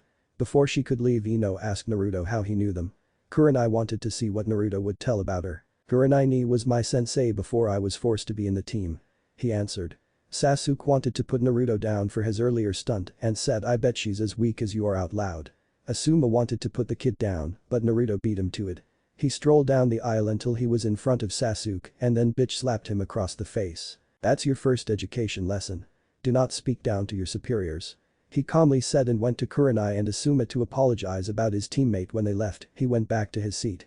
The Hokage made him babysit the brat, so he did. The class soon emptied, leaving only the Team 7 waiting in the room. Sasuke still had the hand imprint on his face and seethed because he couldn't do anything about it because there were 2 Jonins to incriminate him. Ino started losing her calm in this atmosphere and went to Naruto to get some info about him. "So, Naruto, what have you been doing out of the academy?" He couldn't say the truth but could offer some insight to not appear rude to the girl. She was Inoichi's daughter after all. "I trained under Kurenai ni and 2 of her friends sometime. I became a shinobi a bit before you and I've been on some missions. Our teacher won't be coming for at least 2 hours. I'm going out. If he comes earlier, tell him that I will be at the usual spot." Before he could leave, Ino grabbed his arm and asked if she could come with him. He didn't see any problem with it. Sasuke would stay anyway if Kakashi comes back earlier. They went to Naruto's house. Opening the door, he saw Anko's boots, so he screamed, "Anko ni, I'm home with a teammate, so in case you are once again in your underwear, put at least a bathrobe." This made Ino blush a bit. It was the first time she was in a boy's house. "Naruto, just give me a minute, I'm in the bathroom," they heard Anko reply, and a moment later she came down in a bathrobe with still wet hair. "My Naruto-kun has brought a girl home already, you grow up so fast," she mock cried and wiped a tear. "Not funny, Anko ni, she really is just a teammate. After all, we met for the first time in about 5 years. Kakashi-sensei is late as usual, so I came in to grab a bite." This made Ino sadden a bit. She wasn't even a friend for the moment. Well, she could only blame herself because she never talked to him. They went to the kitchen and Naruto asked Ino if she wanted something to eat. She didn't because she was on a diet. He sighed. He would have to beat it out of her soon, but it could wait for now. While he was cooking some simple fried chicken, Anko took out a cold beer out of the fridge. They seemed so comfortable around each other from Ino's point of view. She started asking her questions. "You called Kurenai-sensei, Kurenai ni before and now Anko-san, Anko ni. Are you all related?" "It's Anko or Anko-chan, brat. I'm too young to become a san. And no, we are not related. We are all really close friends to the point where Naruto became our family in all but blood. That's why we live together." Anko answered. "It's Ino, not brat. Yeah, I know you are Inoichi's daughter. For now, you are still a brat to me, kiddo, until you prove to me that you are a real kunoichi." She took another sip of beer. That meant that Naruto has already proven himself to her. The afternoon went calmly with Ino and Naruto chatting and bonding over some tea. It was time to go back to the academy. Naruto didn't feel like running, so he grabbed Ino's hand and shunshined them both in front of the class. Sasuke was still in the same position as when they left. It had to be some record for staying still for so long. Did he even blink? They weren't sure. 5 minutes later a silver-haired man came inside. "You're my kids now, meet me at the roof, Kakashi would pay for that." Naruto took Ino's hand and shunshined once again them both to the roof, leaving a baffled Sasuke, seeing the supposed weak link of the team using it. He lifted his butt from the seat and went to the stairs himself. When he arrived, his team was casually chatting waiting for his arrival. He positioned himself on the stairs and assumed his preferred position. "Now my cute little genin, why don't you introduce yourselves?" Kakashi said with a visible mirth at the word genin, to which Naruto gained a tick mark on his forehead. "You first, Mr. Stay Still. My name is Sasuke Uchiha, I don't have many likes and have a lot of dislikes. I have an ambition to kill someone and restore my clan." He was really good at keeping still. He said it all without his body moving a millimeter. "You forgot to tell that you are gay, as you so proudly said this morning," Naruto said with a snicker. He didn't have to antagonize him that much, but the Hokage forced him into this mission and he was going to take all possibilities to have fun. "Now you blondie," Kakashi continued. "Which one?" Naruto and Ino asked. "The platinum one." "Ahem. My name is Ino Yamanaka. I like my family, fashion, gardening and I think Naruto here would be a good friend. I dislike Sakura and perverts. My dream is to make my father proud of me." She said smiling at Naruto. He gave her a good first impression. "The sunny one for the last. My name is Uzumaki Naruto. I like training, Raymond, my Ni-chan's, Raymond, one of my teammates, Raymond. I dislike perverts, people that don't strive to better themselves, people who don't understand Fuinjutsu and one late dog." He said the last part with the same mirth that Kakashi used for the word genins before. "Oh, is my Naruto-kun warming up to girl his age finally?" Kurama teased her host internally, to which Naruto just growled mentally. "Why don't you two introduce yourself, sensei?" Naruto said. Ino was starting to feel some tension between her teacher and the fellow blonde. Even if she didn't understand why. "I will try. I'm Hada Kakashi. I have a few dislikes and you are too young to learn about my likes and dreams." They didn't learn anything. Or at least Sasuke and Ino didn't since Naruto worked with him many times. "That's all for today, meet me at 7 AM at training ground 7. I advise you to not eat before or you are going to puke," Kakashi said and shunshined somewhere. "Waking up so early isn't good for my skin, though not eating shouldn't be a problem since I never do it in the morning for my diet," said Ino to her teammates. Naruto couldn't listen to it anymore, the girl would kill herself if she continued like that. "Ino, we need to have a serious talk about what you just said. Come with me, I will show you what I mean." No isn't a possible answer. Ino was puzzled at the change of her blonde brethren, but she followed him anyway. They ended up in a bar only for the shinobi. That way if anything happened while drunk the civilians weren't hurt. Inside they found out Kurenai, Yugao, Anko, Asuma and Hei chatting and sipping alcohol. They have seen each other and before Ino knew she was already talking with some jonins. How did Naruto know all of them? "So, Naruto, what do you wanted to talk about before?" she asked. "Anko ni, Kurenai ni, Yugao ni, can you stand up for me for a second?" They didn't see why, but they did anyway. "Ino, look closely and tell me, do you think that they would be what guys would call hot?" This made Ino blush and all of the adults looked critically at Naruto. "Does our Naruto-kun feel attracted to his sisters?" asked Yugao looking at him. Asuma and Hei looked at him wanting to know as well if he had a sister complex. Truly they wouldn't even be surprised by it. "No, the only attraction I feel to the three of you is the gravity every body with mass produces." He shot her down, making everyone else chuckle. "Now Ino, answer my question. You're kidding, right?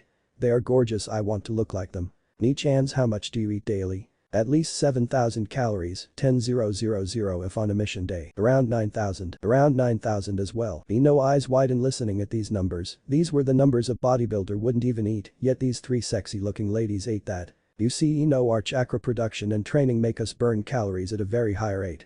A civilian would become obese with our type of diets. Your diet is the contrary to our own. You eat so few calories that your puberty will be stunted and instead of growing like my Ni-chans, you will become flat as a board or if you drop your intake you will simply die. And you don't want to feel that, I assure you." He said the last part so quietly that it was barely audible. Ino was asking herself what he meant by that. She looked at the jonins around her and did something she never thought she would. She went to the bar and asked for the biggest burger they served. She struggled but ate all of it, taking to heart what was said. "Good job, kiddo, you just got yourself one step out of being a brat," said Anko. The praise of a jonin felt so good to her ears. To give you a hint, the next step would be to start training to make yourself an example for other kunoichi. See, Ino, everybody wants to help you here. Take their advice and make yourself better one step at a time. At last most of the kunoichi are already at least pretty and you have what it takes in face department. Since Anko ni is drinking, I guess that she won't be up tomorrow until noon. I will come to your house at 8 a.m. and make you a nutritious breakfast because I bet you don't know what to eat now. Don't worry, Kakashi-sensei is always late at least 2 hours, we will have the time. Naruto said, oblivious to the looks of the adults were giving him. Thank you Naruto-kun, she answered, adding kun to Naruto's name before they realized the looks they were given. Our Naru-chan doesn't like his sisters because we aren't blondes. I would hurry up, Anko-chan or Naru-chan will find a special someone before you, said Kurenai. The trio could only blush at the laughs that were directed at them. We should go, Ino, the bar will change to full drinking mode and we aren't old enough to stay. Goodbye everyone. I will come fetch Anko at 1 a.m. like always, making Anko blush even harder. Who was the real adult in their house? Naruto brought Ino home where her father mouthed a thank you to Naruto, seeing her daughter so happy. He was even more thankful when she asked for extra training, even if it would break her. She had long arrears in her career. Like Naruto said, he went to the bar at 1 a.m. to fetch for Anko, who had drunk a bit too much. He shunshined them to the house, taking off her clothes and putting her to bed. He went to his own ready for tomorrow, since he knew what Kakashi planned. Next morning Naruto knocked on the Yamanaka's house door. The one to open was Inoichi, who did take Naruto aside for the moment. Why are you here so early, Naruto-kun? And what did you do to my daughter? She asked for a big meal and training yesterday. It's simple, I brought her to talk with Ni-chans, who showed her the real meaning of being a kunoichi. And for my presents, Kakashi will give us the bell test, and I know that she doesn't know how to make a proper breakfast. I proposed to make her one yesterday and she agreed. Thank you, you don't know what it means to me to see my princess to take her career seriously. Now come in, she's already waiting. Naruto came inside and have seen Ino checking her gear for the day. She didn't wear any makeup and Naruto had to say that she was much prettier without it. He went to the kitchen after saying hello to Ino. 15 minutes later she was served eggs and bacon. When she finished, he took out a cake full of slow carbs yet equally as delicious as a normal one. I will make you a breakfast every day now until you learn what to eat to have plenty of energy. I will tell you if you will have to come to my house or I will come to yours. Don't worry about it. Inoichi was looking from behind a corner at the scene. He couldn't be happier for the moment, seeing Naruto do the favor he asked and more. We should get going, Kakashi-sensei will probably arrive in about 20 minutes. Remember, we will probably need to work as a team. If Sasuke disagrees, just work with me. He told her, having a feeling that he forgot about something. When they arrived at the training ground, he remembered what he forgot. Sasuke was sitting under a tree, his face a bit green and bags under his eyes. That was it, he forgot to tell him about the meeting real time and to eat. Doesn't matter anyway. He chatted with Ino about what she could do to improve. He didn't care why she wanted to do it if she did. Kakashi finally graced them with their presence, seeing that Naruto and Ino were lively and not hungry at all. On the contrary, Sasuke was sitting under the tree, looking as if he was going to die any moment. Maybe it would force him to work with the team. If not, they always had a backup plans. Kakashi smiled at his students and walked near them. We are going to have a test today, the real genin test. What you had at the academy was just an exam to see if you have more than 3 brain cells. You will have to get those 2 bells off me before noon. The person that doesn't get them will be sent back to academy. Now 3, 2, 1 go. As soon as he said it, Naruto grabbed Ino and ran to hide. Sasuke though stayed in the field looking at Kakashi straight in the eyes. Now Sasuke. You should have done the same that your teammates did, you would have more chance if you ambushed me. After all, you are only a genin. Kakashi said while opening his orange book. Sasuke thought he was the one being taunted, but the real victim was Naruto, who promised death and great suffering to Kakashi. I don't need an ambush, I am an elite of the shinobi, Sasuke proudly said. Kakashi could only curse the council for giving the boy such a megalomaniac view on life. You see, Sasuke, just by staying here proves you are not an elite as you like to call yourself.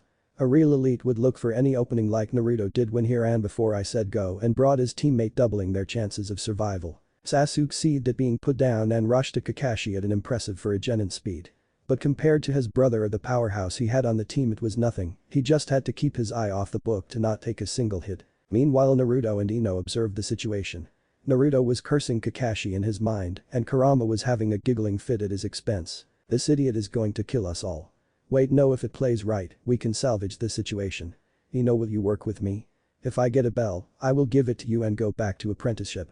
He lied to her, but this was the protocol. She nodded, he already helped her so much she would give the favor back. That's what we are going to do, he explained her the plan he had made according to what Kakashi was doing. Soon enough the occasion arose. Kakashi bound Sasuke to a tree after having enough of this useless battle. He went back to a rock to sit down and enjoy his fine literature. As soon as he sat down, a smoke bomb went off as well as kunai sailed to him. He caught it with ease, but the sizzling sound at its bottom unnerved him. The exploding tags were just about to explode. He did a swift kawarimi. Naruto really wanted to kill him for the taunts before. He was glad that Naruto couldn't go full bananas on his ass with the onlookers. He looked around to see Ino cutting Sasuke free. He wanted to throw a kunai at her, but something stopped him. "I won't let you feudin'." To top it, he pushed Kakashi back, making a smokescreen out of the dust.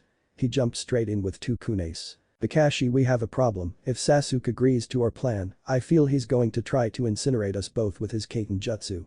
If he does that, you won't be able to make a lie good enough to make us pass for the teamwork," Naruto said while striking the kunes in his hands. It was a stupid and effective method to simulate the sound of battle. "I had a plan for that, just be sure to remember the 3rd law of the Anbu code. The life of your friends is more valuable than your own," they both said. "Okay Kakashi, now kick me out of here and do what you have to do. Fast before the dust falls." Naruto flew out of the plume of dust, making his fall even more dramatic to accentuate the strength difference. If he ever wanted to quit being ninja, he would become an actor for sure. He sensed what happened. Kakashi came out of the woods with an unconscious Sasuke and a wiggling Ino. "These games tire me. I will give you a chance, you or her. If you don't kill yourself, I will kill Ino and then seal Sasuke's chakra for good. At least he will make a good breeding stock." Kakashi making a chidori to show his point. Naruto didn't hesitate, he took one of his kunai and plunged it in his abdomen. He was sure that Kakashi would stop him millimeters away, but no, this bastard let him stab himself. He was going to fuck his life up so much that even his mother wouldn't recognize him. Ino was too shocked of what has just happened. Her new friend has just killed himself to protect her. She felt so weak seeing Naruto fall to the ground. She wiggled herself free and ran to him. "Kakashi-sensei, why? Please help him," she cried, but before she could finish, Naruto was already taken by Kakashi to the hospital. "Come with Sasuke to the hospital in a few hours, I will give you a response for that." Meanwhile, Naruto has just closed his wound with a yang and whispered to Kakashi, "I will hurt you so bad, you bastard. I will ask Anko to lend me her torture tools. I would sleep with one eye open from now on if I were you." Kakashi gulped, knowing that Naruto was capable of doing it. Maybe he really pushed it too far. A few hours later, Ino came to the hospital with Sasuke. She had to almost beg him to come, but finally he relented. Her eyes were red and puffy, seeing time and again the scene of Naruto plunging a kunai into his stomach to save her. She came inside Naruto's room, who had useless bandage over his non-existing wound. Kakashi was on his bedside reading his orange book. Ino, seeing this, seethed in anger, not understanding how their teacher could be so insane and insensitive. Little did she know that she was in the presence of 2 insane Ambus. "Naruto-kun, are you alright? How are you feeling?" "I'm so sorry for being so weak," she rushed to him. Naruto felt bad for making her this worried, but he didn't have a choice that time. "Yeah, I'm alright, Ino. I missed any vital organs on purpose, they only had to stitch me up a bit. Don't worry about being weak. Nobody begins strong. The fact that you see that you need more training is a proof of your strength already," he said with a smile which lifted her spirits. "Now Kakashi-sensei, why did you let Naruto stab himself? And now you are here like nothing happened?" she screamed at Kakashi. "That's because Naruto found out the true meaning of the test, it was about teamwork. You listened to him, but Sasuke didn't even want to hear any explication, right?" She nodded her head. "It was as he always knew what they were doing in the forest. You see, Naruto became a shinobi before you and already went on some missions outside the village. He understands what the will of fire means. He didn't hesitate one moment to sacrifice himself for his teammates, and I needed you to see it in the first place. My late friend once told me the one who breaks rules are scum, but those who abandon their comrades are worse than scum. Naruto did exactly that, he preferred to forego the rules of mission completion for your sake. Learn from this experience and get your understanding of the will of fire." He let them ponder that for a bit. Ino seemed to understand what Naruto has done. As for Sasuke, he thought that Naruto should sacrifice his lowly life for himself. "Now that this explanation is done, because of Naruto you all pass. Meet me tomorrow at noon to let Naruto heal his wounds," Kakashi said, and quit the building through the door to get the newest Icha. The truth was Kakashi would sleep now in case Naruto exacted his vengeance. Sasuke followed his suit. "Naruto-kun, are you sure you are alright? You stabbed yourself pretty deep." "Don't worry, Ino. I heal very fast, and with the help of medic Nin I will be up by tomorrow. Now get something to eat and train. If you need some help you can come back or ask Anko if she's home," he told her, shooing her out. It wouldn't be good for her to lose the motivation she got just before. She went out and Naruto planned his vendetta against Kakashi. If he had to be serious, the plan was already in action. Time skip 1 week. Naruto came with Ino to the training ground, chatting as usual about how she had gotten better with her father's help. Soon Kakashi came in as well. He looked really bad. His face was green and had huge bags under his eyes. This was Naruto's plan, he wouldn't hurt Kakashi directly. Every night he would send a clone to Kakashi's house. The clone would hit the wall, open the lock or the window, making Kakashi always on the edge to the point that he wouldn't sleep for 3 days now, too scared of his student. "Hello Kakashi-sensei, slept well?" Naruto asked, making sure to mock Kakashi for his sleep deprivation. Kakashi could only growl. He knew it was Naruto all the time, but he could never catch the culprit. He asked himself what would come first. Naruto would stop or he would go insane. Naruto wasn't sure either. Other than that, Sasuke didn't want to acknowledge his teammates even if in spars he would get his ass handed to him by Naruto, who kept his level just above his. The experience was the key here. Naruto played dirty, while Sasuke thought he was too good to do that. Naruto made sure that Kakashi trained them properly, especially Ino, since she needed it the most. Else he would either spar with her from time to time or cook for her in the mornings. He finally made a friend his age. Even if Anko and Kurama teased him about her, he didn't have this type of feelings for her.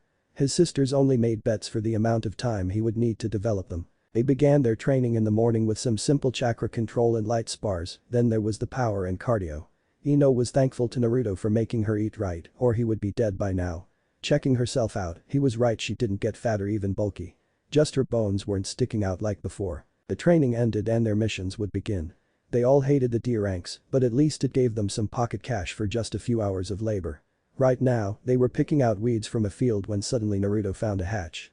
Thinking back, he knew where they were, it was one of Orochimaru's lairs. Naruto ran fast to Kakashi, making a clone, so nobody enters it.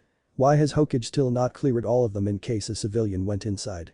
Kakashi sprinted to the Hokage with the news. "Hokage-sama, urgent problem on my mission."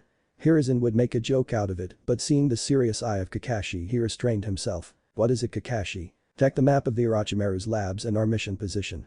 Kakashi said and Hokage's eyes became large as saucers. This lair was scheduled to be dismantled in a month, yet they approved of a mission there. "Kakashi, return your team immediately, make Naruto sets a perimeter, Anbu will come to clear things out. You can tell your team about it. Now go fast."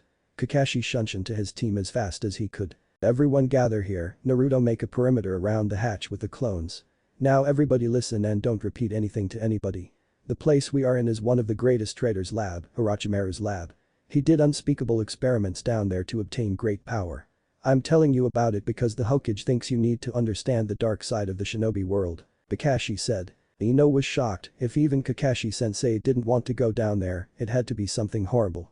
In Sasuke's head a dark thought arose. If this Orochimaru had this power, maybe he could help him kill his brother. "Kakashi-sensei, I have a question." It was Naruto who found the hatch. "How did he know about it?" asked Ino. "She has just proved that the Hokage was right to put her on this team. Maybe she wasn't strong enough yet, but her psychology and mind were sound. That's because I was the one to give the Hokage the intel about their locations. When I was little, I found the cleanest of them that served him as the library and I used it as my hideout. I needed cash one time, so I traded the information for it with Jai-chan." Naruto answered the question. There was only one question, why would Naruto need a hideout? She didn't want to ask about it yet. Maybe her parents would give her some insight. Later that day Ino came back from her team meeting. Her father was already waiting for her, thinking she would want to train. Instead she just sat down on the sofa gathering her thoughts to ask the questions about her favorite sunny blonde. Didn't matter, he was the only one in the village. "Do-chan, can I ask you something?" "Of course, dear." Naruto told us today that when he was little, he had a refuge in one of Orochimaru's labs, since he was little. Why would he need it? This question made Inoichi frown. It wasn't his story to tell, but he would give her some hints about it. "Ino-chan, how does Naruto travel throughout the village?" "He always uses the shunshin, I rarely have seen him take a walk." "But what's so strange about it, most of the ninja do the same." "Yes, most of the veterans when in a hurry, else they would just use their legs like normal people. You see, Naruto isn't the most liked person in the village. Some things happened when he was little and he found himself in need of a place where he could remain hidden. I can't tell you anything more, it's not my story to tell. Maybe one day he will open up to you." This only presented more questions. What did Naruto do for the village to hate him? What really happened to him? She couldn't ask anyway because they weren't friends for that long. Time skip 1 month. They have just caught Tora the demon. The beast that scared every shinobi worse than the kyuubi herself. Looking at it, Ino could see why. Sasuke was just badly scratched on his face and have thrown the cat to Naruto. Naruto forced it into submission with his killing intent. Ino was almost sure she has seen his eyes change color for a moment. Speaking about Ino and Sasuke, their relationship lessened to a point below zero. In the academy she thought he was cool and fought with Sakura for his heart. But now having him as a teammate showed her how much different he was. He was a megalomaniac who didn't acknowledge anyone, not even their sensei. This view was only enforced by interacting with the cheerful Naruto. They were going to the Hokage to give back the cat and get their last mission for today. Naruto was holding the cat and was petting it while it was still scared of him. He has seen Ino's gloomy face looking at him. He poked her in the ribs making her gasp. And she poked him back. He would always do it when she had this gloomy face. It all started when she asked her father about Naruto. She wanted to find out anything and strolled asking people around what they thought about him. She remembered every answer as they were mostly one-worded. Monster, disgusting, freak, why is he still alive? Now Ino understood why he never walked in the village. She wouldn't be able to take it. What has made them hate him that much? She would ask him one day. They continued the poking until they arrived before the Hokage. Kakashi said that the mission was accomplished and they wanted another one until Sasuke barged in. Hokage-sama, I want something else. An Uchiha shouldn't have to do these menial tasks. I want to prove myself. I want a real mission. Hiruzen, unlike the council, didn't sugarcoat everything with the boy. He blasted his kai and said, "Genin Uchiha, are you giving orders to me?" "No, Hokage-sama," answered Sasuke, thankful that his bladder was empty or else he would have a stain on his pants right now. "Kakashi, do you think your team is ready for a C rank?" "Don't worry, Hokage-sama.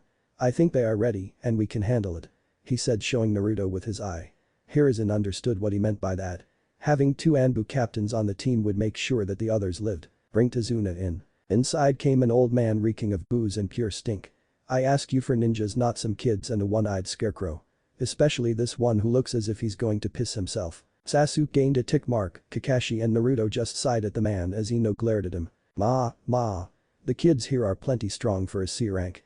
At worst I'm a Jonin, so I will protect you, Naruto, as well, so no problem, he added in his head. "Your mission will begin in 3 days. Kakashi, Naruto, stay for the moment please." Sasuke wanted to stay as well, but his instincts told him not to. "So how is it going with Sasuke?" he asked. "He shouldn't be a ninja if you ask me. He will kill himself or his teammates on the field if this continues," said Naruto, and Hiruzen sighed, knowing that he couldn't do much without the council trying something. He was too old for this shit. "What about you, other blonde?" Thanks to Naruto, she started eating and training as a true kunoichi. "We train her both, even if Naruto just spars with her and gives her pointers. She will become a good one if she continues that way," said Kakashi. Good. Now to the serious matter, our Anbu gave us intel about the true reason of this mission. It's not a C rank, but should be considered an A rank. The truth is that Gato is ruling the country and hired some Nukanins to kill the builder, as well as building a fortress on a strategic point of the land. Ushi, Inu, you are to go to Wave Country, it's an A rank. You are going to destroy it and gather intel on Gato. We can't have him dead right now, you will kill him on your mission with Team 7. Dismissed. The evening, Naruto and Kakashi made some clones to pose as themselves to not attract any suspicions from the team. Right now, they were just crossing the border to the land of Wave in the direction of the fortress. They remembered their mission in Mizu, but this time this was a simple one. There were only bandits instead of seasoned ninjas. Naruto didn't want to waste time and took out the big artillery. Making Kakashi throw him into the air, he did a mass of clones. They charged yin in their fingers and shot lasers of yin at the castle, screaming yin bombardment. It was 6 months ago that Naruto found a way to keep the yin laser type of attack coalesced. He did it by making the weak point in the front, thus when it hit, it made explosions of yin at the target. Naruto landed in the now melting castle, seeing all the goons dead all around, either from the explosions or the burning effect of this attack. He still felt kind of bad seeing what he could do with human lives, but he remembered his first talk with Inoichi. "Ushi, that was under 15 seconds. I think you have just beaten your last record. Now let's hurry, we don't have much time before our team goes on the mission." They sprinted towards Gato's villa. It was Kakashi's time to shine since he was in the assassination and information department of Anbu. He positioned himself in the ceiling of Gato's office and started the recording. Soon Gato entered inside with Zabuza and a hunter nin. "Are you sure your subordinates will do the job?" "Probably, if not I will welcome them myself," he said with a chuckle and quit the room. "This idiot is so gullible, if he doesn't kill them the first time, I will send my army to kill him or the bridge builder escorts." That should be enough, time to go back to the team and send the transcript to Hokage-sama. Naruto and Kakashi changed back into their normal clothes because they spent here too much time. They would meet their team on the road. They ran back in Konoha's direction. Until they spotted their team with their clones. Their clone sensed them as well as the shinobi waiting for them inside the puddle on the road. It was a perfect opportunity for them switch as well as see their team reactions. Soon 2 ninjas came out of the puddle and killed the clones who popped. Ino has changed from her academy time, she thought they used Kawarimi to evade the chains. She took out through kunes at them, but they evaded them. She took one another, taking a proper stance to defend herself and the client. Sasuke was trying to show off by running straight at them, but before he could the ninja were already dead. Naruto and Kakashi jumped from the tree catching the weapons Ino has thrown. Naruto planted his in one of their spines and turned it, killing him in an instant. Kakashi kicked the other one and put him on the ground.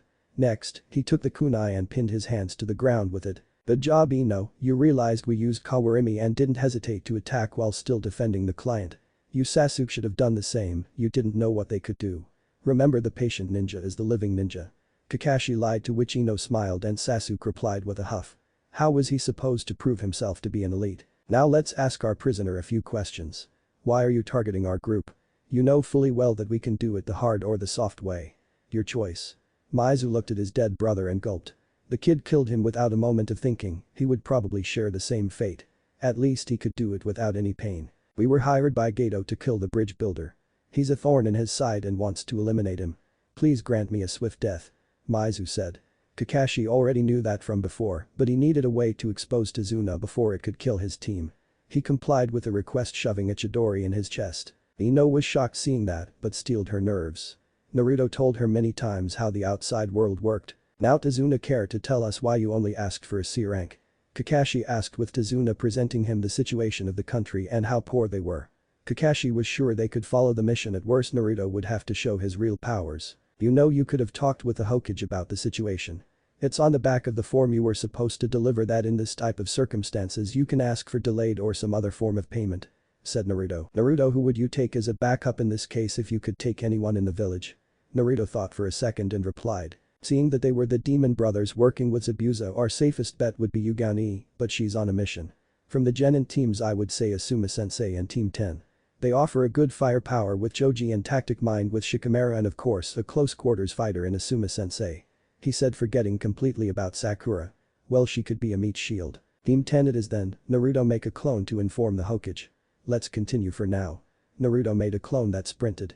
When it was far enough it coated itself in yang, making it sprint at astounding speeds. Later that same day the team crossed the land of waves border with someone on a boat with the engine turned off. The navigator told them to hurry with the bridge or else they would all die of hunger, making Naruto have a flashback to his youth. Around 3 kilometers off the coast Naruto felt the next opponents watching them, it had to be Zabuza. Soon a massive blade flew through the air, almost decapitating everyone if they haven't hit the ground, with Kakashi taking Tazuna. My, the bridge builder hired some brats to escort him. Not a smart choice, old man. Those snoot-nosed kids won't save you. He looked at the team seeing Kakashi, and then Naruto, the copycat is here, though I sense that the blonde kid is different, he reeks of death. How many have you killed? 100? 1,000? More? Zabuza asked, making the team widen their eyes. Naruto was supposed to be a genin for only a bit more than them. How could he have killed so many already? Team Manji formation around Tazuna, I will fight Zabuza. Naruto, if something bad happens you are in command. Seeing his true genins get pale he told them, don't worry, I will protect you, and lifted his headband showing a Sharingan. I get to see it from the start, I'm honored. But how are you going to protect them if you can't see? Karigakur no Jutsu. Naruto, seeing the mist getting denser, concentrated on his negative emotion sensing. So many places to strike and kill: liver, lungs, spine, subclavian vein, neck vein, brain, kidneys and heart. What will it be? Said a voice appearing to be everywhere. Kakashi-sensei at 9, hi. Screamed Naruto, using his sensing ability to guide Kakashi. Truthfully, he would be much better opponent for Zabuza. Kakashi blocked the strike and answered with his own, proving that he just hit a water clone. This game continued for a few minutes until Zabuza gave up on this plan. He needed to eliminate Naruto if he wanted to have a chance to kill Kakashi. Zabuza used his superior speed to kick Sasuke out of the way, preparing to strike Naruto. The only thing that saved him were his sensory abilities. He let Sasuke get kicked out of the way to block Zabuza's sword with his own. That shit was heavy, especially since he couldn't use yang. Kakashi wanted to help Naruto before his hand was forced. Because of that he ran straight to him until he knew he fucked up entering a body of water.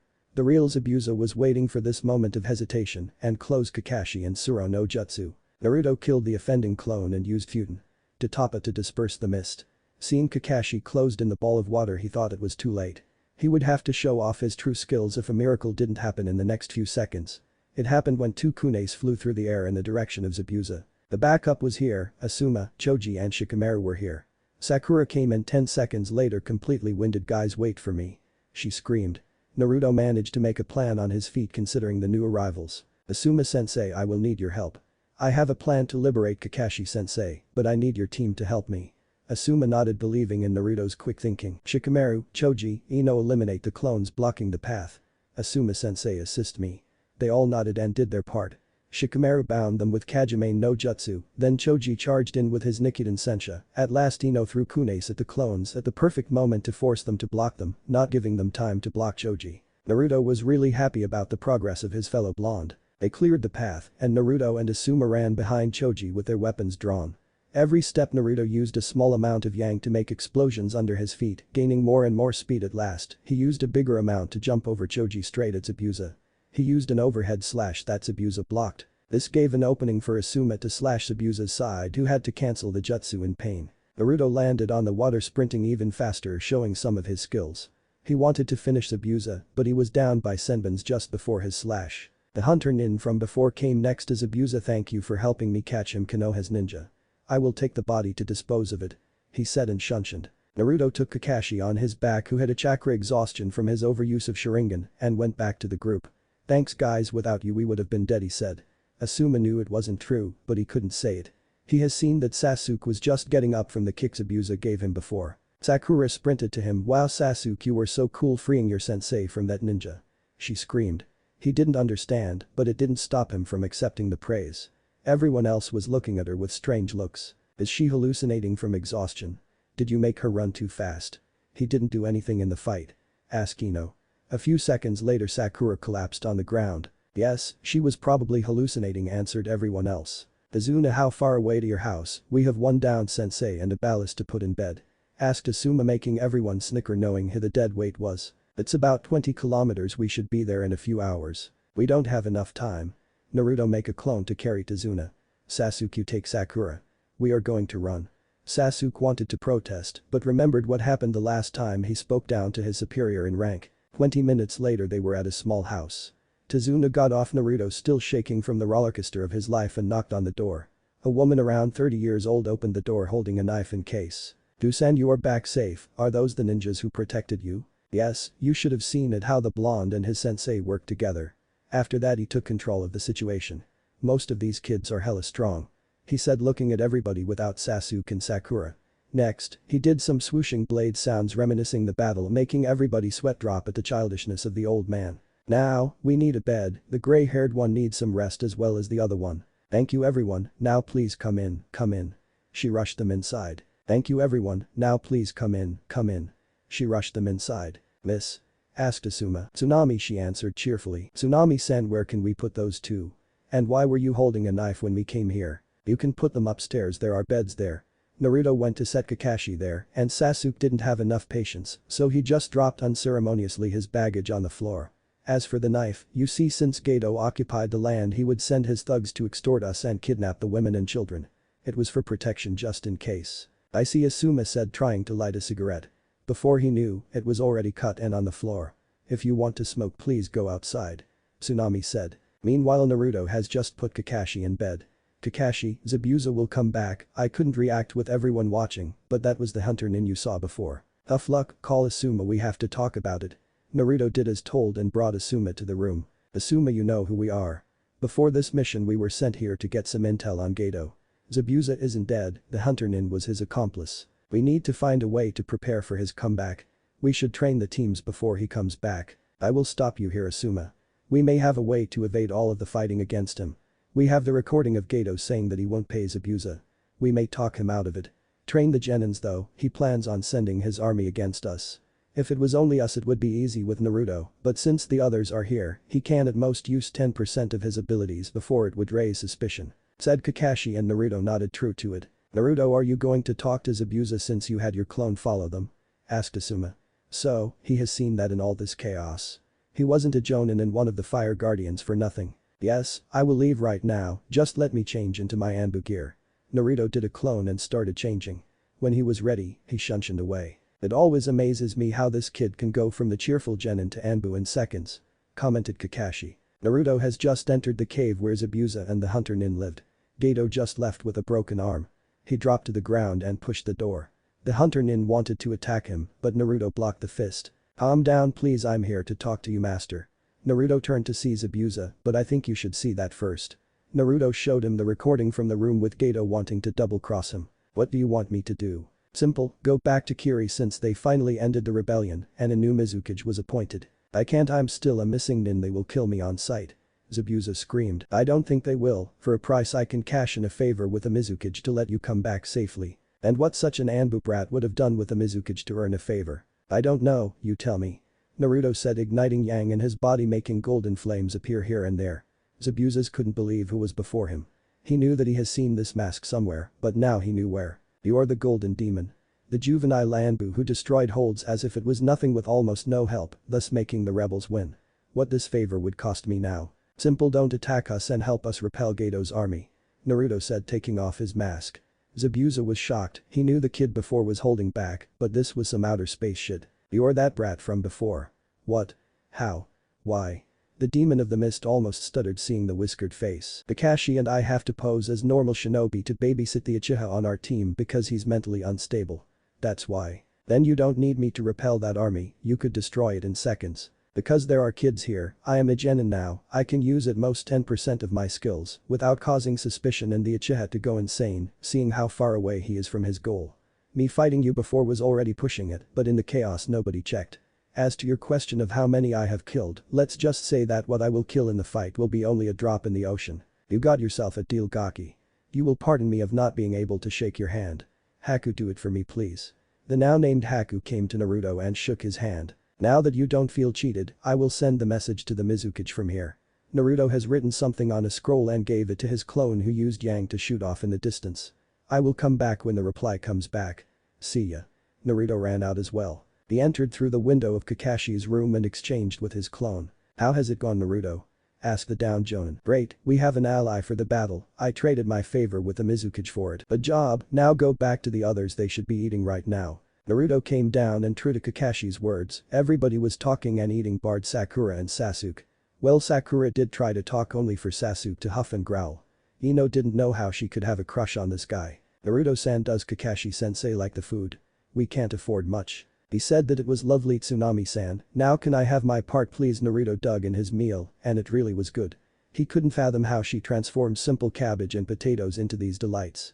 He gave a signal to Asuma to go see Kakashi upstairs.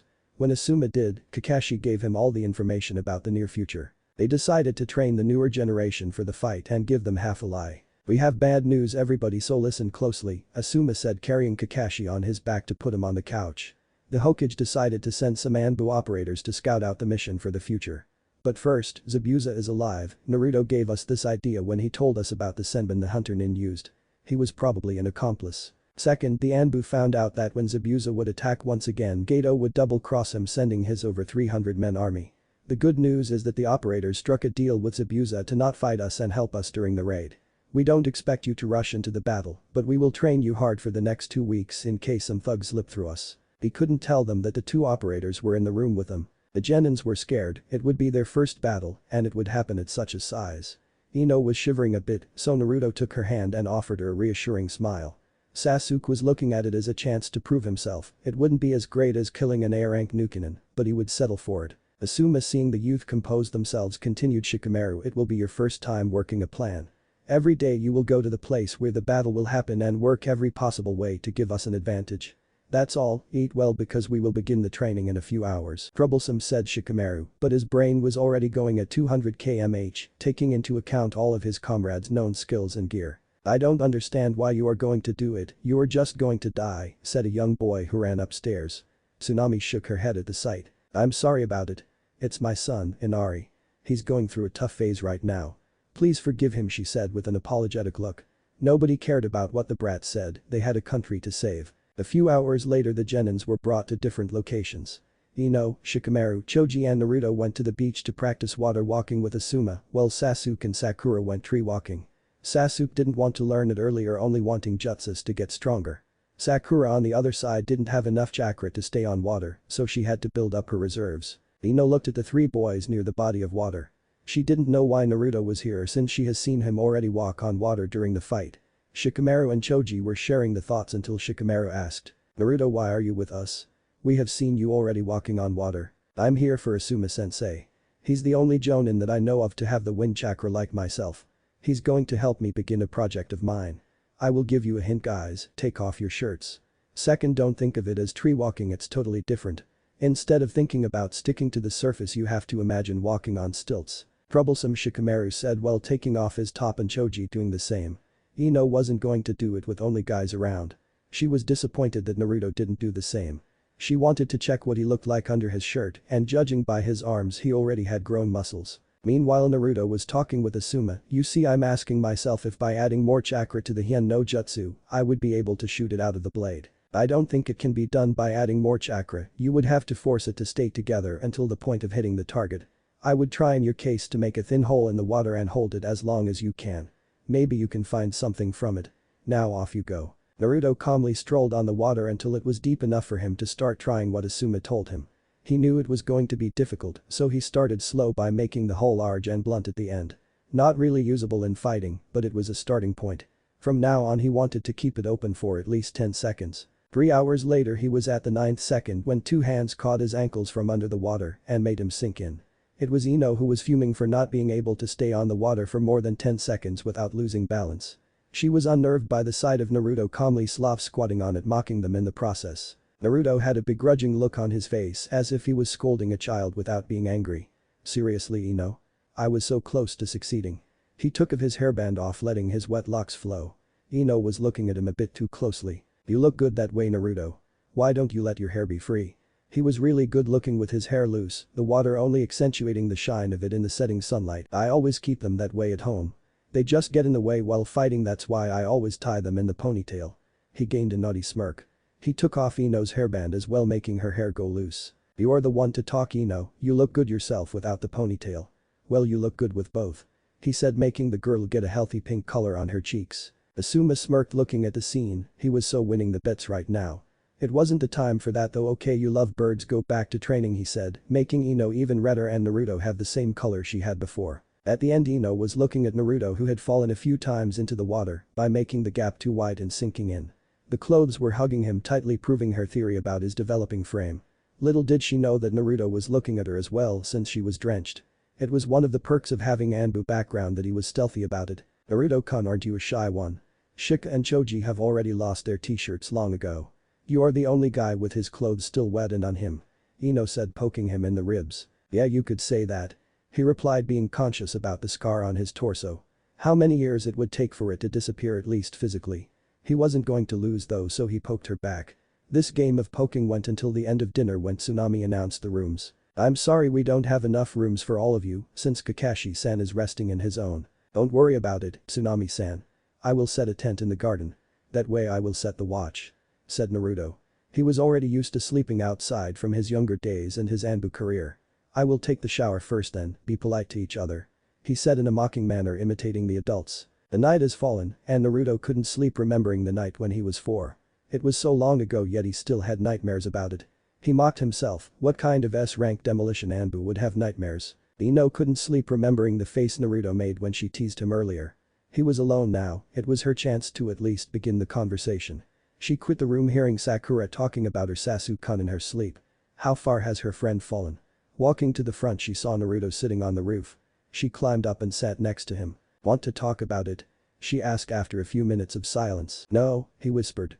Where was gone the cheerful blonde she knew? You know, Naruto-kun, you are a huge enigma to me. We never talked in the academy, yet you helped me from the start. Thank you, she said, closing the space between them. You don't have to thank me. He said, letting her continue. You see, when we were on the mission and we found the lab, I began asking questions. I went around asking what the people thought about you, and I guess you know the answers already. Then Zabuza asked how many people you have killed. Who are you, Naruto-kun? I don't want to talk about it. I'm not ready yet. Don't worry, I won't pry, just know that I'm here for you whenever you feel ready. She got so close to him that they were delicately touching. Thank you. Ino-chan, can I ask you a favor? He finally added Chan to her name, it was a big progress in her eyes. Of course, Naruto-kun. Can you stay like that with me for a bit? He didn't get a verbal answer, she only laid her head on his shoulder. Thank you, Ino-chan, he whispered. You don't have to thank me, she whispered back. Next morning, they woke up in the same place, in the same position. The only difference was that now they had an audience looking at them with a camera. It was Asuma holding back his giggles. He could already feel the smell of Ryo when he came back with this photo as proof. The duo groaned, knowing it was already too late to negotiate. They got up, preparing themselves for the day. Inside, Kakashi, Asuma, Tsunami and Tazuna showed them the knowing smiles. Tazuna couldn't keep it and fired. How was your night, everyone? To everybody else it was the normal process of the host greeting his guests, to the knowing party it was a huge joke. The adults burst out laughing, leaving the kids question their sanity. The genins were once again sent to the field. No one could escape the training, even Kakashi, whose regeneration was sped up by Naruto, only enough to let him walk without crutches. Gradually it would let him fight at least 2 days earlier than normally. Shikamaru and Choji went with a bridge builder as his protection detail. Shikamaru began his tour of the bridge, checking the plans and asking Tazuna about his stocks. He looked everywhere, every nook and cranny could make their chances of survival go up. He went back to his post next to Choji and started scribbling over one of the plans they've given to him. That was the first time something was and wasn't troublesome at the same time for him. Fighting wasn't his specialty, he wanted to evade it at all cost. His ability to forge a plan for the battle would give him this possibility. It was always better to find with a brain than with the bronze in his family. Choji was calmly eating chips, getting bored because of the calm. He didn't know yet how much he would miss this calm in a few days. Seeing his partner finish scribbling, he found finally a way to get his boredom gone. Good job, Shikamaru. You must be having fun. You didn't say troublesome for at least an hour now. Fun? No. This kind of work pleases me. I just have to find a way to make sure that we survive even if we fail to defend on the bridge. This suits me, I just have to use my brain, it's tiring but still better than fighting. Hey, what do you think of Naruto? Naruto? He seems like an okay guy to me. I still remember him setting ways for us to escape from class. I still don't know how he did it though. That's not what I meant. 2 days ago, while fighting, didn't you feel like he was suddenly too good? He was in an apprenticeship, wasn't he? When we were in academy, Kurenai-sensei was already training him in the real stuff. Maybe, Shikamaru said, not believing it one moment. Now though, he would set himself on one of the posts to cloud watch. He needed the rest for the training this afternoon. Meanwhile, Naruto was assuming again his Slav squatting position and tried to make the hole stable and at least pointy in the water. Ino was walking next to him as if she was a newborn horse with water going up to her ankles. She was asking herself what Naruto was hiding under his shirt because she was sure it wasn't his chest. Wait for a second, Ino-chan, you can throw me in the water in a moment, I just think I made a breakthrough. He couldn't keep the hole stable in size. He could keep it open, but it would be blunt and fluctuate. His idea was different though to the normal one though. Normally when using wind chakra, you would imagine 2 strands of wind rubbing against each other, always perpendicular to the blade you wanted to coat. This way it gave you an edge that didn't dissipate. It was the definition of the first stage of Hien no Jutsu. This time making the wind go perpendicular to the water made the turbulent chakra at the end of the edge make the whole round and fluctuating. If he tried to send Hien that way, the blade would catch the vortices and it would disintegrate. He thought over it for a long time, asking himself how to eliminate the vortex created, but he came to a simple answer: he couldn't. This meant only one thing, he would have to take the turbulences out of the water. Thus, he started experimenting in different ways for the wind chakra to go. His new experiment was to make 2 streams in a rounded shape go parallel to the water. This way the edge wouldn't be made by rubbing, but by the angle and distance between the streams. He concentrated and began his experiment.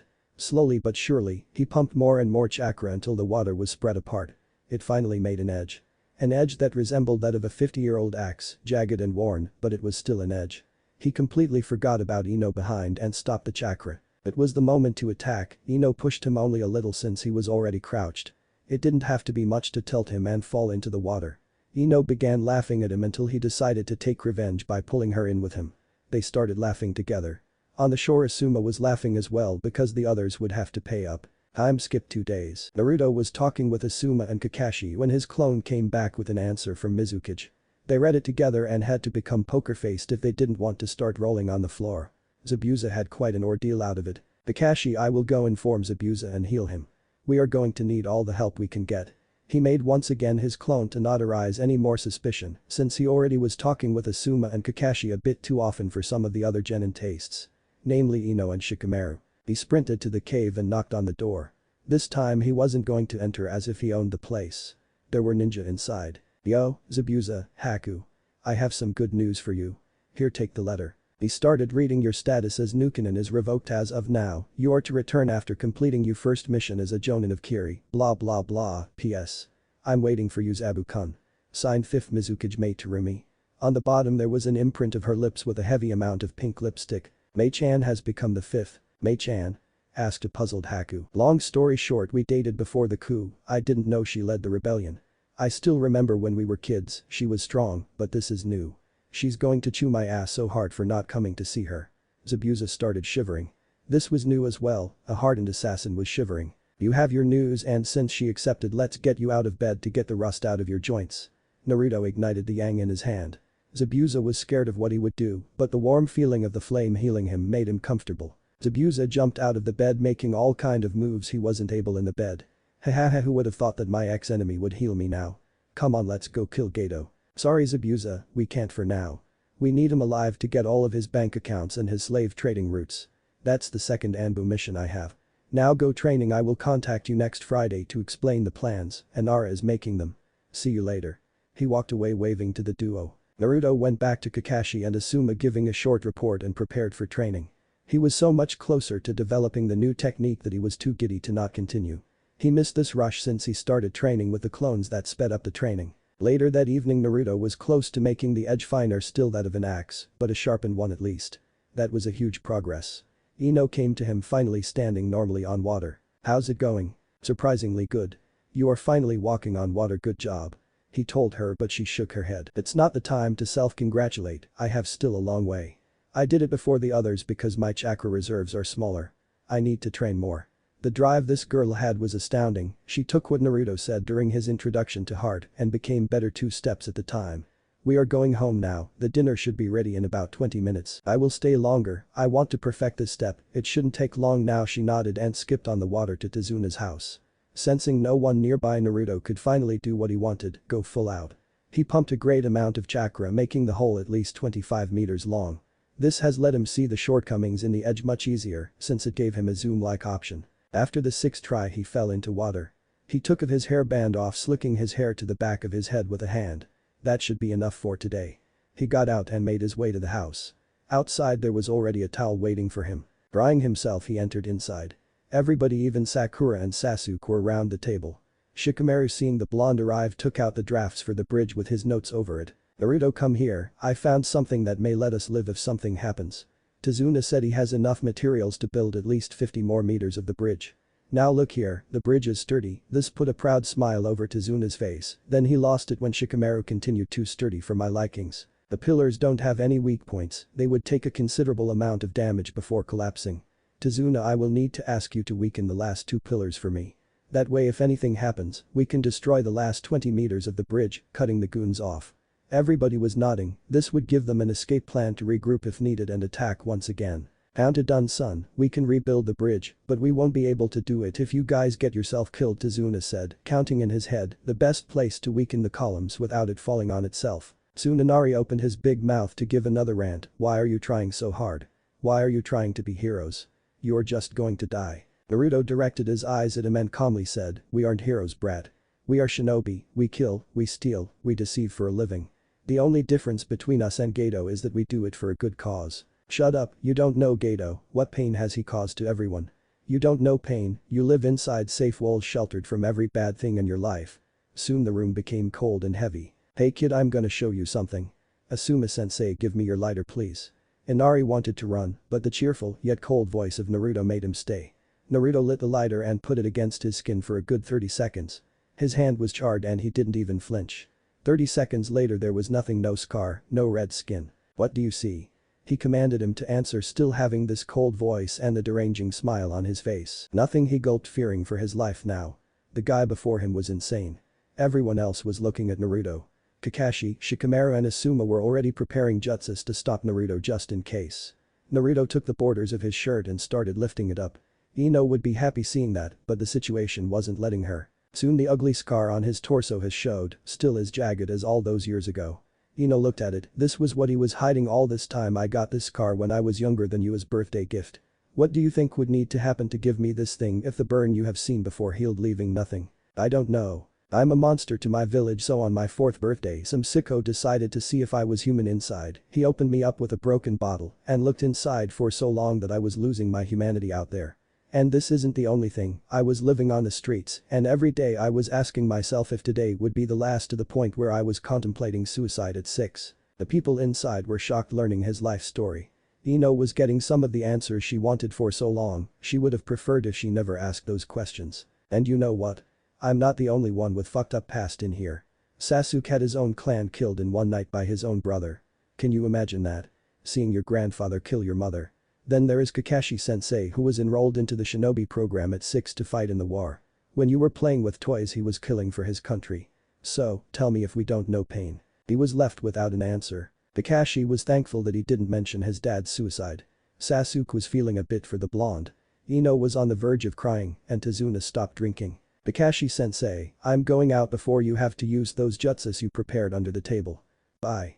He left slamming the door. Kakashi-san, why would someone say that Naruto was a monster? Was what he told true? Naruto is a special case, a fate was put onto him at birth that made all the village despise him. If you ask anyone for him, they will only call him things like monster or ask why he wasn't killed yet. I'm sorry but I can't tell you more. Ino left the table in the direction of the door. Asuma tried to stop her going after him to no avail. He needs someone, he may be showing a brave face, but he's hurting inside. I'm going to see him. Ino followed his trail that he didn't even try to mask as if wanted to be caught. She went after him to one part of the woods where she has seen him with his sword in hand. He opened his eyes and cried 6 stance. Grass cutter. It was like an instantaneous yen that was so long that it was going out in only a few seconds. Soon he did a horizontal slash cutting the trees around him. He continued the slash until he has seen Ino in the way stopping the attack. Ino-chan, what are you doing here? You didn't tell us not to follow you and you didn't cover your tracks making it seem like you wanted to be found. Did he really do that? Maybe his subconscious was giving him a hint. He sat down in the clearing he made and Ino sat down next to him. Want to talk about it? Yes. Go on, I will listen. They were so calm it was almost as if nothing happened before. Do you remember the other night you told me about what the villagers thought about me? Want to know why? She nodded her head. When I was born, it was the day of the kyuubi attack. They tell us in the academy how the yondaime killed the beast. He didn't, he sealed it in a newborn infant. It was my lucky day because I was a perfect choice. He chuckled trying to make a bad joke out of it. I have the kyuubi inside of me, that's why I'm a monster to the villagers, a bad omen and memory for them. You must be feeling the same, right? He was already used to people making a 180 turn when they learned about it. Instead she put her arms around him making him know she didn't. Finally, someone his age accepted him. Thank you Ino-chan. I already told you not to thank me. You aren't a monster in my eyes, you are this big goofy teddy bear of a teammate and friend of mine. Ino-chan, I think you have the right to know more about me and yourself now. About herself. You see, because of another incident, someone bomb-trapped my flat, I gained the powers of my tenant. I was too strong, and it was true that I had an apprenticeship, but only for 6 months, then the Hokage and my teachers decided to put me into Anbu. At 9 I was already in the demolition department. He showed her his tattoo. If she didn't see what he did earlier, she wouldn't believe him. Then why are you on this team as a genin? I was coming to this, Jai-chan wanted me and Kakashi to babysit Sasuke because he is too unstable to be a ninja. This entire team was made to contain him if he went to the dark side. You as a Yamanka were a perfect candidate to judge his mental status. Then why did you start helping me? I wasn't your friend or anything. At first it was a favor your father asked me. He was my psychiatrist in the Anbu. After all, it wasn't a good idea to let a 9-year-old kill so many and not give him mental support. But then you showed that you wanted to prove yourself, then I just kept doing it of my own will. Anko isn't calling you a brat anymore, you know. He laughed at it. Thank you for telling it to me. Now you are the dummy, I told you the same before. Now go back to the house, I will cool down here. No, I will stay with you. Thank you, dummy teddy bear, she said, and Naruto reciprocated the light hug she was giving him. Next morning, they woke up lying on the floor hugging each other, with Ino being particularly strong with her hold. You really are a teddy bear, you know, Naruto-kun. Your body is so hot all the time it was like a warm blanket. Good morning to you too, Ino-chan. Their waking ups were stopped by a cough just beside them. Haku was staring at them with a smirk. Aren't you a ladies' man, Naruto, already taking them to the forest to sleep together? She said, making the duet blush like tomatoes. Not funny, Haku. What are you doing here? Oh, just picking some herbs to make poison for the battle. Naruto-kun, who is she? Asked Ino, not exactly knowing what was going on. You remember the hunter nin that took Zabuza? It's her. You remember when Kakashi and Asuma told us about operators who have struck a deal? Well, that was me. He explained her we should go now. I can already feel the smirks of the adults on my back. Bye Haku, till Friday. He waved to her as she continued picking up herbs. Coming back, it wasn't only the adults but Shikamaru and Choji as well who had trouble holding their laughs in. What was so funny at trying to have a male-female relationship? Whatever, since he told Ino the truth about her mission in Team 7, he needed to inform Kakashi. He took his plate and started eating, feeling the stares from everyone. Only Sasuke and Sakura were doing something else. Namely, Sasuke was imagining his brother missing a limb, begging Sasuke for mercy, while Sakura was pestering Sasuke. Come on guys, let it out, the longer you stare the longer we're going to be in here. Naruto lamented. Asuma was the first one to ask. So, what happened between you guys yesterday? You haven't come back this night. This had two goals. The first one was to embarrass the teens. The second one was to know how much money he would get because there were secondary bets on this couple. Like when they would kiss or start dating. Nothing, well nothing serious. Ino helped me calm down yesterday and we hugged till we fell asleep. Happy now? Ino was blushing at the declaration of what happened yesterday. They only shared a hug. Yes, just a friendly hug. Naruto meanwhile was tapping his fingers in irritation. The truth was far from it, he used the Anbu Jonin Morse code which said Ino knows. Told. Her. Kyuubi. Anbu. Team. 7. Talk. 10. Minutes. Asuma and Kakashi understood and finished eating fast. Asuma asked if anyone wanted to smoke with him, making a diversion. Kakashi and Naruto went with him. Shikamaru was the only one to not cast this event aside as a simple way of relaxing after yesterday's ordeal. It only assured him that Naruto and the Jonins were hiding something. Ino was probably involved somehow. He hated this head of his for thinking about it against his will. Now that he was closer to the answers, he wouldn't stop midway. Outside Asuma, Kakashi and Naruto were talking quietly while smoking. It appeared that Kakashi had a small hole in his mask just large enough to put the cigarette in his mouth. He would need to clean it though or else it would stink too hard for his tastes. We understood that you told Ino about your identity and her role in the team. Care to tell us why? Kakashi said while coughing on the smoke. Simple, she saw me using the sixth stance as well as my eyes.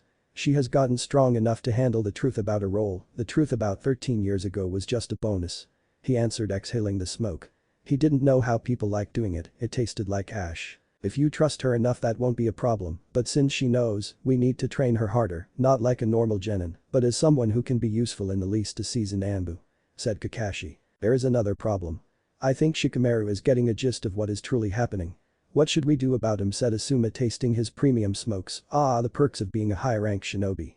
Civilians and lower ranks would have to pay a fortune to get their hands on this stuff. He's smart, too smart for his own good I would say. Let him sniff around for the moment, if he comes close to the answer, we will have to include him to make sure that he knows not to talk. Just in case up his training as well. Naruto said, putting out his cigarette. They went back inside with Naruto getting chewed out by Ino for stinking and made him go wash his teeth at least 5 times, as well as change his clothes. She knew that in the future her boyfriend would be banned from doing it if she got one. While thinking of a future boyfriend, a certain blonde popped into her head. She shook it off, it wasn't the time for that. Okay everyone, get your asses into gear, let's go and train. Today Kakashi and I are going to protect Azuna. You are free to train however you want and come to us if you need some guidance. This was made to let Naruto train Ino. Come on Ino-chan, let's go together. Said Naruto, grabbing her hand and running off to the woods. Are we to expect some babies on the mission? Said Tsunami, seeing the developing relationship between the two youngsters. Let's hope not, or her father will kill Naruto in a very painful way. Said Kakashi with a serious voice. Inoichi was capable of doing it, he cared too much for his princess. In the woods Naruto finally stopped making Ino stumble a bit. She would have fallen if not for Naruto catching her into something of a hug. He let her go and stood before her. I would have said thank you if I haven't fallen because of you. Now can you explain to me why you had run with me so far? Are you trying to confess to me, Naruto-kun? She teased him. I might sometime if we continue like that. He teased back. Now to the serious matters. When we went to smoke with Asuma, we actually talked about you knowing the real purpose of our team and myself.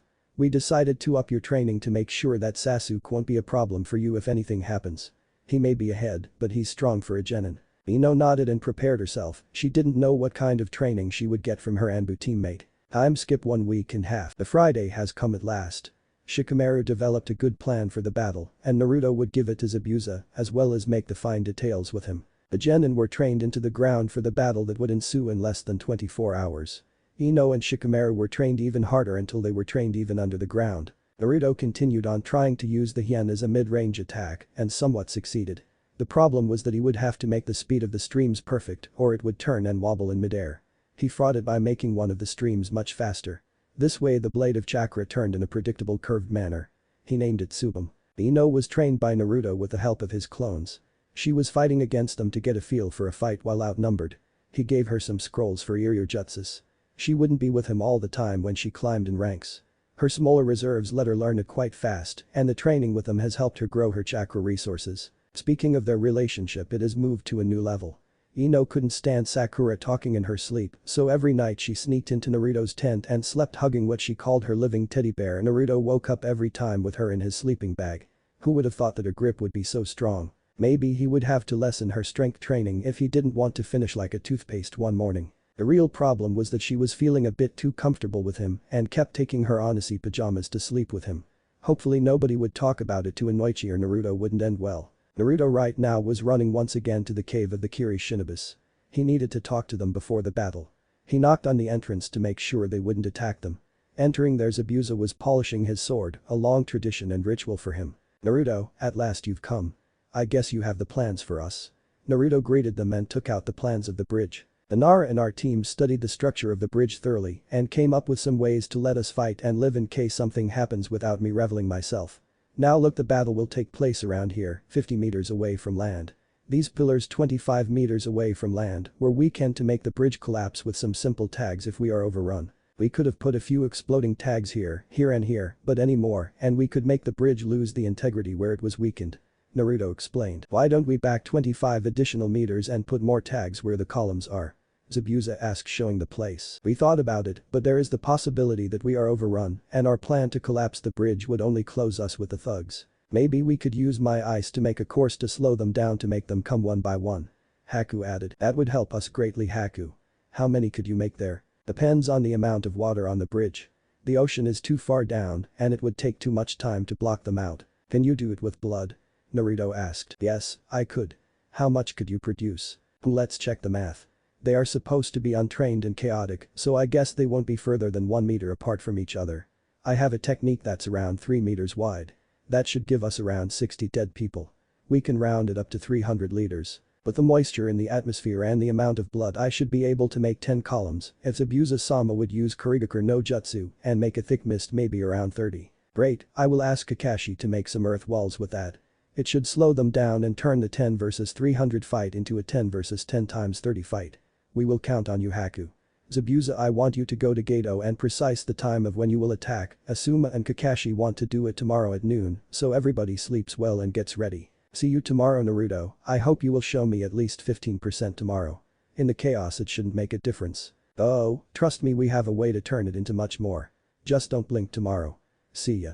Naruto quit the cave thinking about the fight, how long it was since he was able to use some of his skills without the fear of being discovered.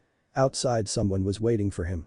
It was a boy with pineapple-shaped hair and earrings, also known as Shikamaru. "Naruto, what are you doing here?" Nothing, my ass. I know you, Kakashi-sensei and Asuma-sensei are hiding something big. I have a few pieces, but I can't connect them into something sturdy." Naruto changed his demeanor into a serious one. "What makes you think that? At the beginning, your placement into the teams was fishy.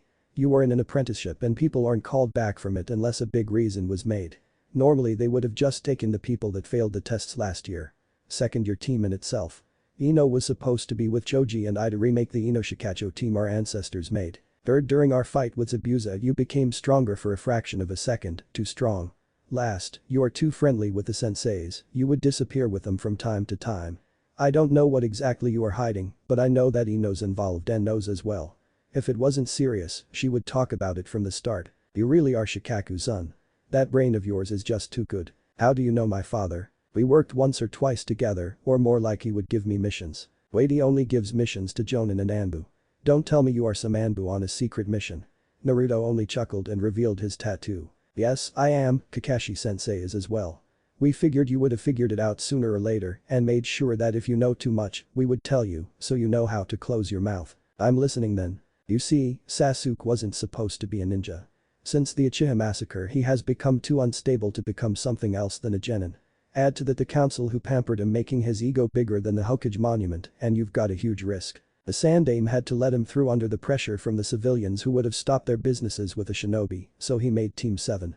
2 Anbus undercover and a Yamanka with a huge potential to make sure to stop Sasuke before it was too late. Troublesome, is that why sensei trained me harder than the others and you trained with Ino, or should I say you trained Ino?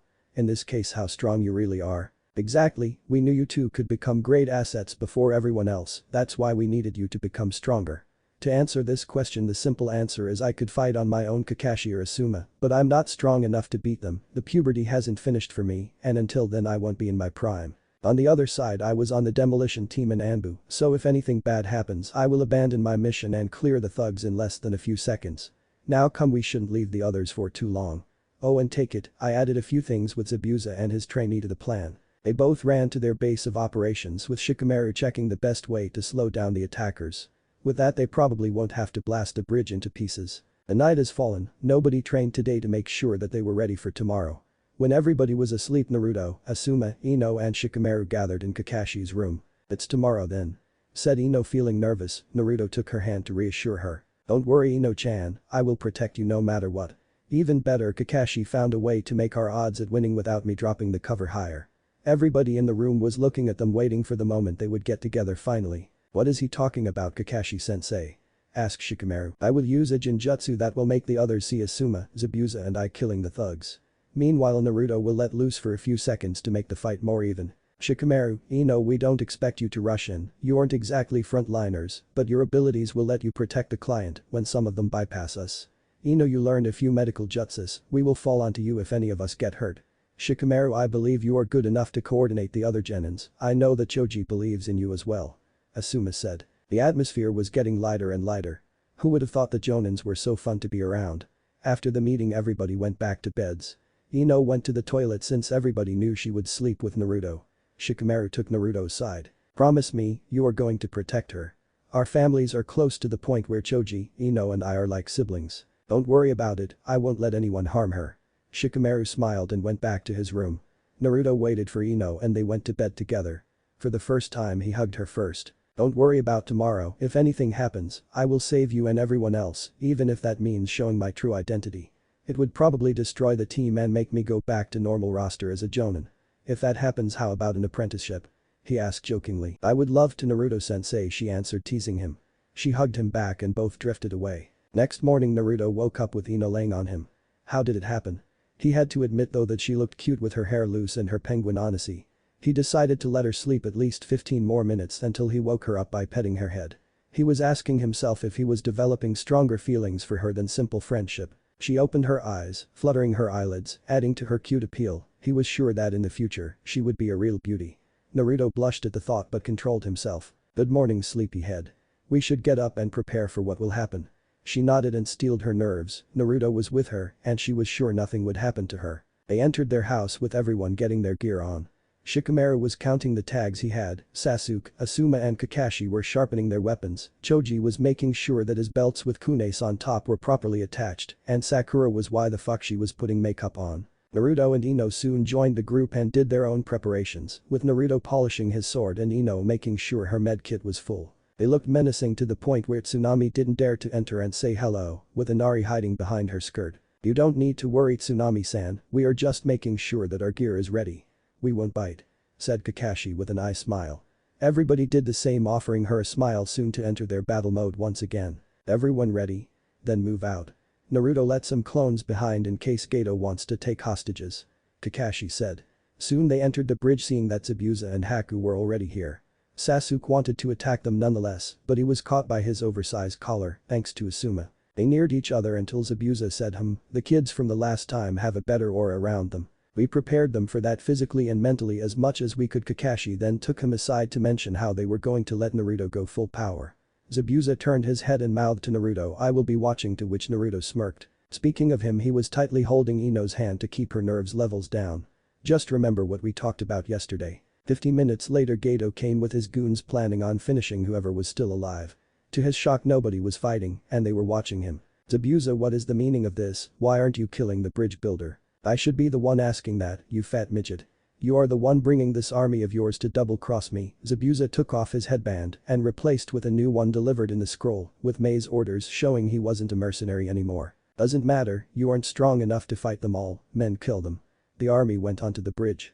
They were sneering but so chaotic and disorganized that it hurt the shinobi's eyes.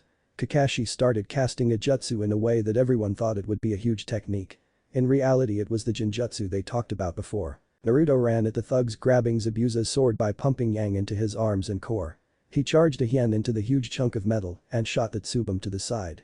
He tossed the sword back to Zabuza and began running into range for his next technique with his wakizashi drawn. The thugs laughed at him. "Look, the kid tried to show off, but he shot it to the side." Naruto didn't care and stopped 10 meters away from them. At this exact moment Tsubame turned around and cut at least 60 men in half. He didn't stop there, he crossed his arms making his sword go behind the back horizontally. Soon a 20-meter long hien-like blade was made from the wakizashi. 6 stance. Grass cutter. 1 he slashed vertically. The numbers were down from 300 to 100.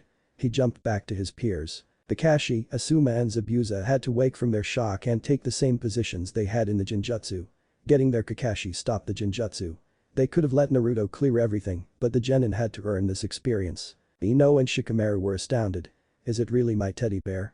So, this was the power he was hiding. And I've got a feeling he didn't go all out or we would have to build a new bridge. They didn't puke and position themselves. Haku created the ice pillars and the Jonin inside backed away with Kakashi closing the sides with Doton. Doryuheki. Naruto and Sasuke joined the fray, getting up close and personal. Slashing, bashing and using jutsus to kill their opponents. Shikamaru instructed Choji to join Haku at the middle ground where he would catch those that passed through and both of them would finish them off. Ino had her hands full as well. Whenever someone passed the second defense line, she would be the last one, as well as healing anybody who jumped to her. Sakura was talking with Tazuna. Meanwhile, Inari decided to stop crying and do what he could to help the shinobi. After that night, Naruto spoke with him a couple other times to make sure the boy comprehend what he should do. When ready, he asked one of the clones to come with him. It didn't think that staying was a good idea anyway, since Gato would know where to look for hostages. The clone took Inari and Tsunami, leaving a few others behind to protect the house. They knocked on every door explaining the situation. Soon everyone was doing something to help. Men, women and children were making barricades out of anything, blocking the possible escape for the thugs from the hands of the shinobi, and positioned themselves with makeshift spears to stab anyone who ran back. Sasuke was getting too giddy. He thought that killing them one by one was too easy, so he pushed them back further into the labyrinth. He was feeling the rush of the fight, not seeing that he was encircled and outnumbered. He looked at any possible escape, his vision was in slow motion, and he found out an escape. Naruto used his negative emotion sensing in case something happened, and he was right to do it. That shit stain wanted to switch with Ino. He couldn't stop it, so he did the best thing he could. He timed his Kawarimi perfectly. When Sasuke used his, he would switch with Ino, letting her fight on an even ground. Ino didn't know what happened first. She was teleported to where Sasuke was before, and a millisecond before a sword pierced her, she was in the place of Naruto. She saw him get impaled. He turned with a smile to her, taking the sword out and sealing it with yang. He was furious now, his opponents didn't know who they were fighting against. He sheathed his sword and made claws with yin around his hands. 20 seconds later, nobody was alive where he was, only dead bodies littering the ground and melting away. He would have a serious talk with Sasuke after this ended. 30 minutes later, the fight ended. Ino was healing a gash on Zabuza. Gato was bound in ninja wire, hanging upside down. They didn't let the villagers come yet. Seeing Naruto, Ino wanted to run at him to thank him for saving her, but she restrained herself, seeing his eyes. Eyes of a predator locked on Sasuke. Sasuke, what have you done before with Ino? She should be thanking me to be useful to me. Yeah, that's right. Said Sasuke and his lapdog. Naruto didn't care what happened afterwards. He took him by his collar, lifting him up and started bitch slapping him at every word he spoke. How you dare say something like that? Didn't you listen? What Kakashi sensei said when we formed this team? If anything, your life is the useless one in here. Do you understand? Sasuke's face was bleeding and resembled a large pumpkin more than a face. Kakashi was furious as well. He would report the Uchiha when they would go back. Zabuza was laughing at the Uchiha, even he wouldn't have done something like that, and he was called the Demon of the Mist. Naruto dropped him to the ground and said that was the second education lesson. I ask myself if you will live through the third. He went away as if nothing happened and Ino came rushing to him. Naruto-kun, are you okay? He only showed his stomach.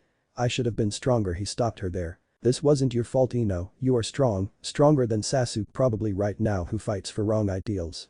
This situation should never have happened. He reassured her. Aren't you scared that he will go to the council? Nope, I have 3 jonins, 3 genins and the client's testimonies, as well as backing from the Hokage and a few clan heads. Should be a breeze. He laughed. Skip 1 week. The bridge was finally finished. Tazuna was happy that it wasn't collapsed. Gato was tortured into telling all of his information, and the money was returned to Nami as well as Gato for execution. Sasuke was locked in one room as well as Sakura, who tried to let him out. Ino slept with Naruto every day, checking on him if his wound was truly healed. If you ask Naruto, it was more likely to touch his abs. It was time to part. Everybody said goodbyes, with Zabuza and Haku leaving earlier this week for Kiri. Team 7 and 10 were now heading out when Inari came to Naruto. You've proved me wrong, Inari. There are heroes in this world and you are one of them. If not for you, the battle would have been longer and tougher. Become strong, no stronger since you are already strong. They turned on their heel and finished finally their first C-turned-air rank. What should we call this bridge? Asked Azuna. The Bridge of Hope, answered Inari. I was thinking about the Great Naruto Bridge, answered Tsunami. They would settle it later at home, they had a lot to do today. Both teams were treading slowly at a civilian pace on their way to Konoha's gates. The reason for this slow pace were their two prisoners, Sasuke and Sakura. Bound with ninja wire, bags over their heads and chakra sealing tags on their chests. Maybe it was overkill, but they still counted as arrested ninjas, even if they couldn't overpower their escorts. Sasuke was seething inside the bag. How dared they arrest the best ninja in their village? He tried growling at them, but his still bloated head from Naruto's beating let him only produce whizzing sounds. They knew Sakura would scream all the way, so additionally they gagged her with a ball of cloth before putting the bag. They still had to go through it when she was eating. Ino refused to heal Sasuke's face, and nobody complained about it. They had to ask her about it only because it was in the protocol for transporting prisoners. Sasuke was asked as well, but his whistles were interpreted as no. Signed by Kakashi, Asuma and Zabuza while he was still here. Nobody would question three jonins. She was scared a bit for a moment if it would have consequences, but Asuma is eyeing as the head for the Sarutobi clan eased her mind. Don't worry, I will ask the Hokage that he makes it a shinobi-only meeting, no civilians and by proxy no elders since they retired long ago. Naruto was having his own type of fun on the back road. He asked Shikamaru and Choji to help him prank Sasuke. Since he almost hurt their sister in all but blood, they agreed in precautions. They befriended the blonde once again since he was their club leader in early years of the academy. The club was called Go Home earlier using the window club. Shikamaru wasn't sure which Naruto was real, the Anbu or the cheerful teddy bear as Ino called him. Apparently, they weren't masks for the other, he just had those two personalities that never collided and he could switch from one another. The pranks were easy but the most fun because when it hit Sasuke, it would hit Sakura as well and vice versa. That was made by the ninja wire that attached them both. This way Shikamaru would either use his shadows to make Sasuke fall or he would stop Sakura, making the rope around them tighten and hurt them. Toji was less stealthy about it. Since Sakura was bitchy from start to the end, they began feeding them at different hours and not every day, making them hungry. He would put his bag of chips before their faces, the scent traversing the cloth over their heads. Sometimes they would have patches of saliva appear through the bags. Naruto used his special awareness to do the pranks. He would most often pick a bug and put it in Sakura's bag, making her run away with Sasuke trailing on the ground until she hit something. Then he would trail them both. Ino swiftly joined in seeing her friends do that. She didn't need anything to prank them, she just had to assume her role. Since she was the only girl in the team, she was the one to assure the needs of Sakura.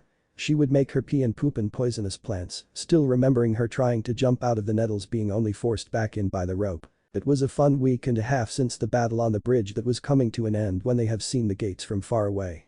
When Sakura and Sasuke heard the teams talk about it, they were happy. Sakura for the possibility for at last being able to put some cream on her backside, while Sasuke would go straight to the elders to make everyone pay for this humiliation.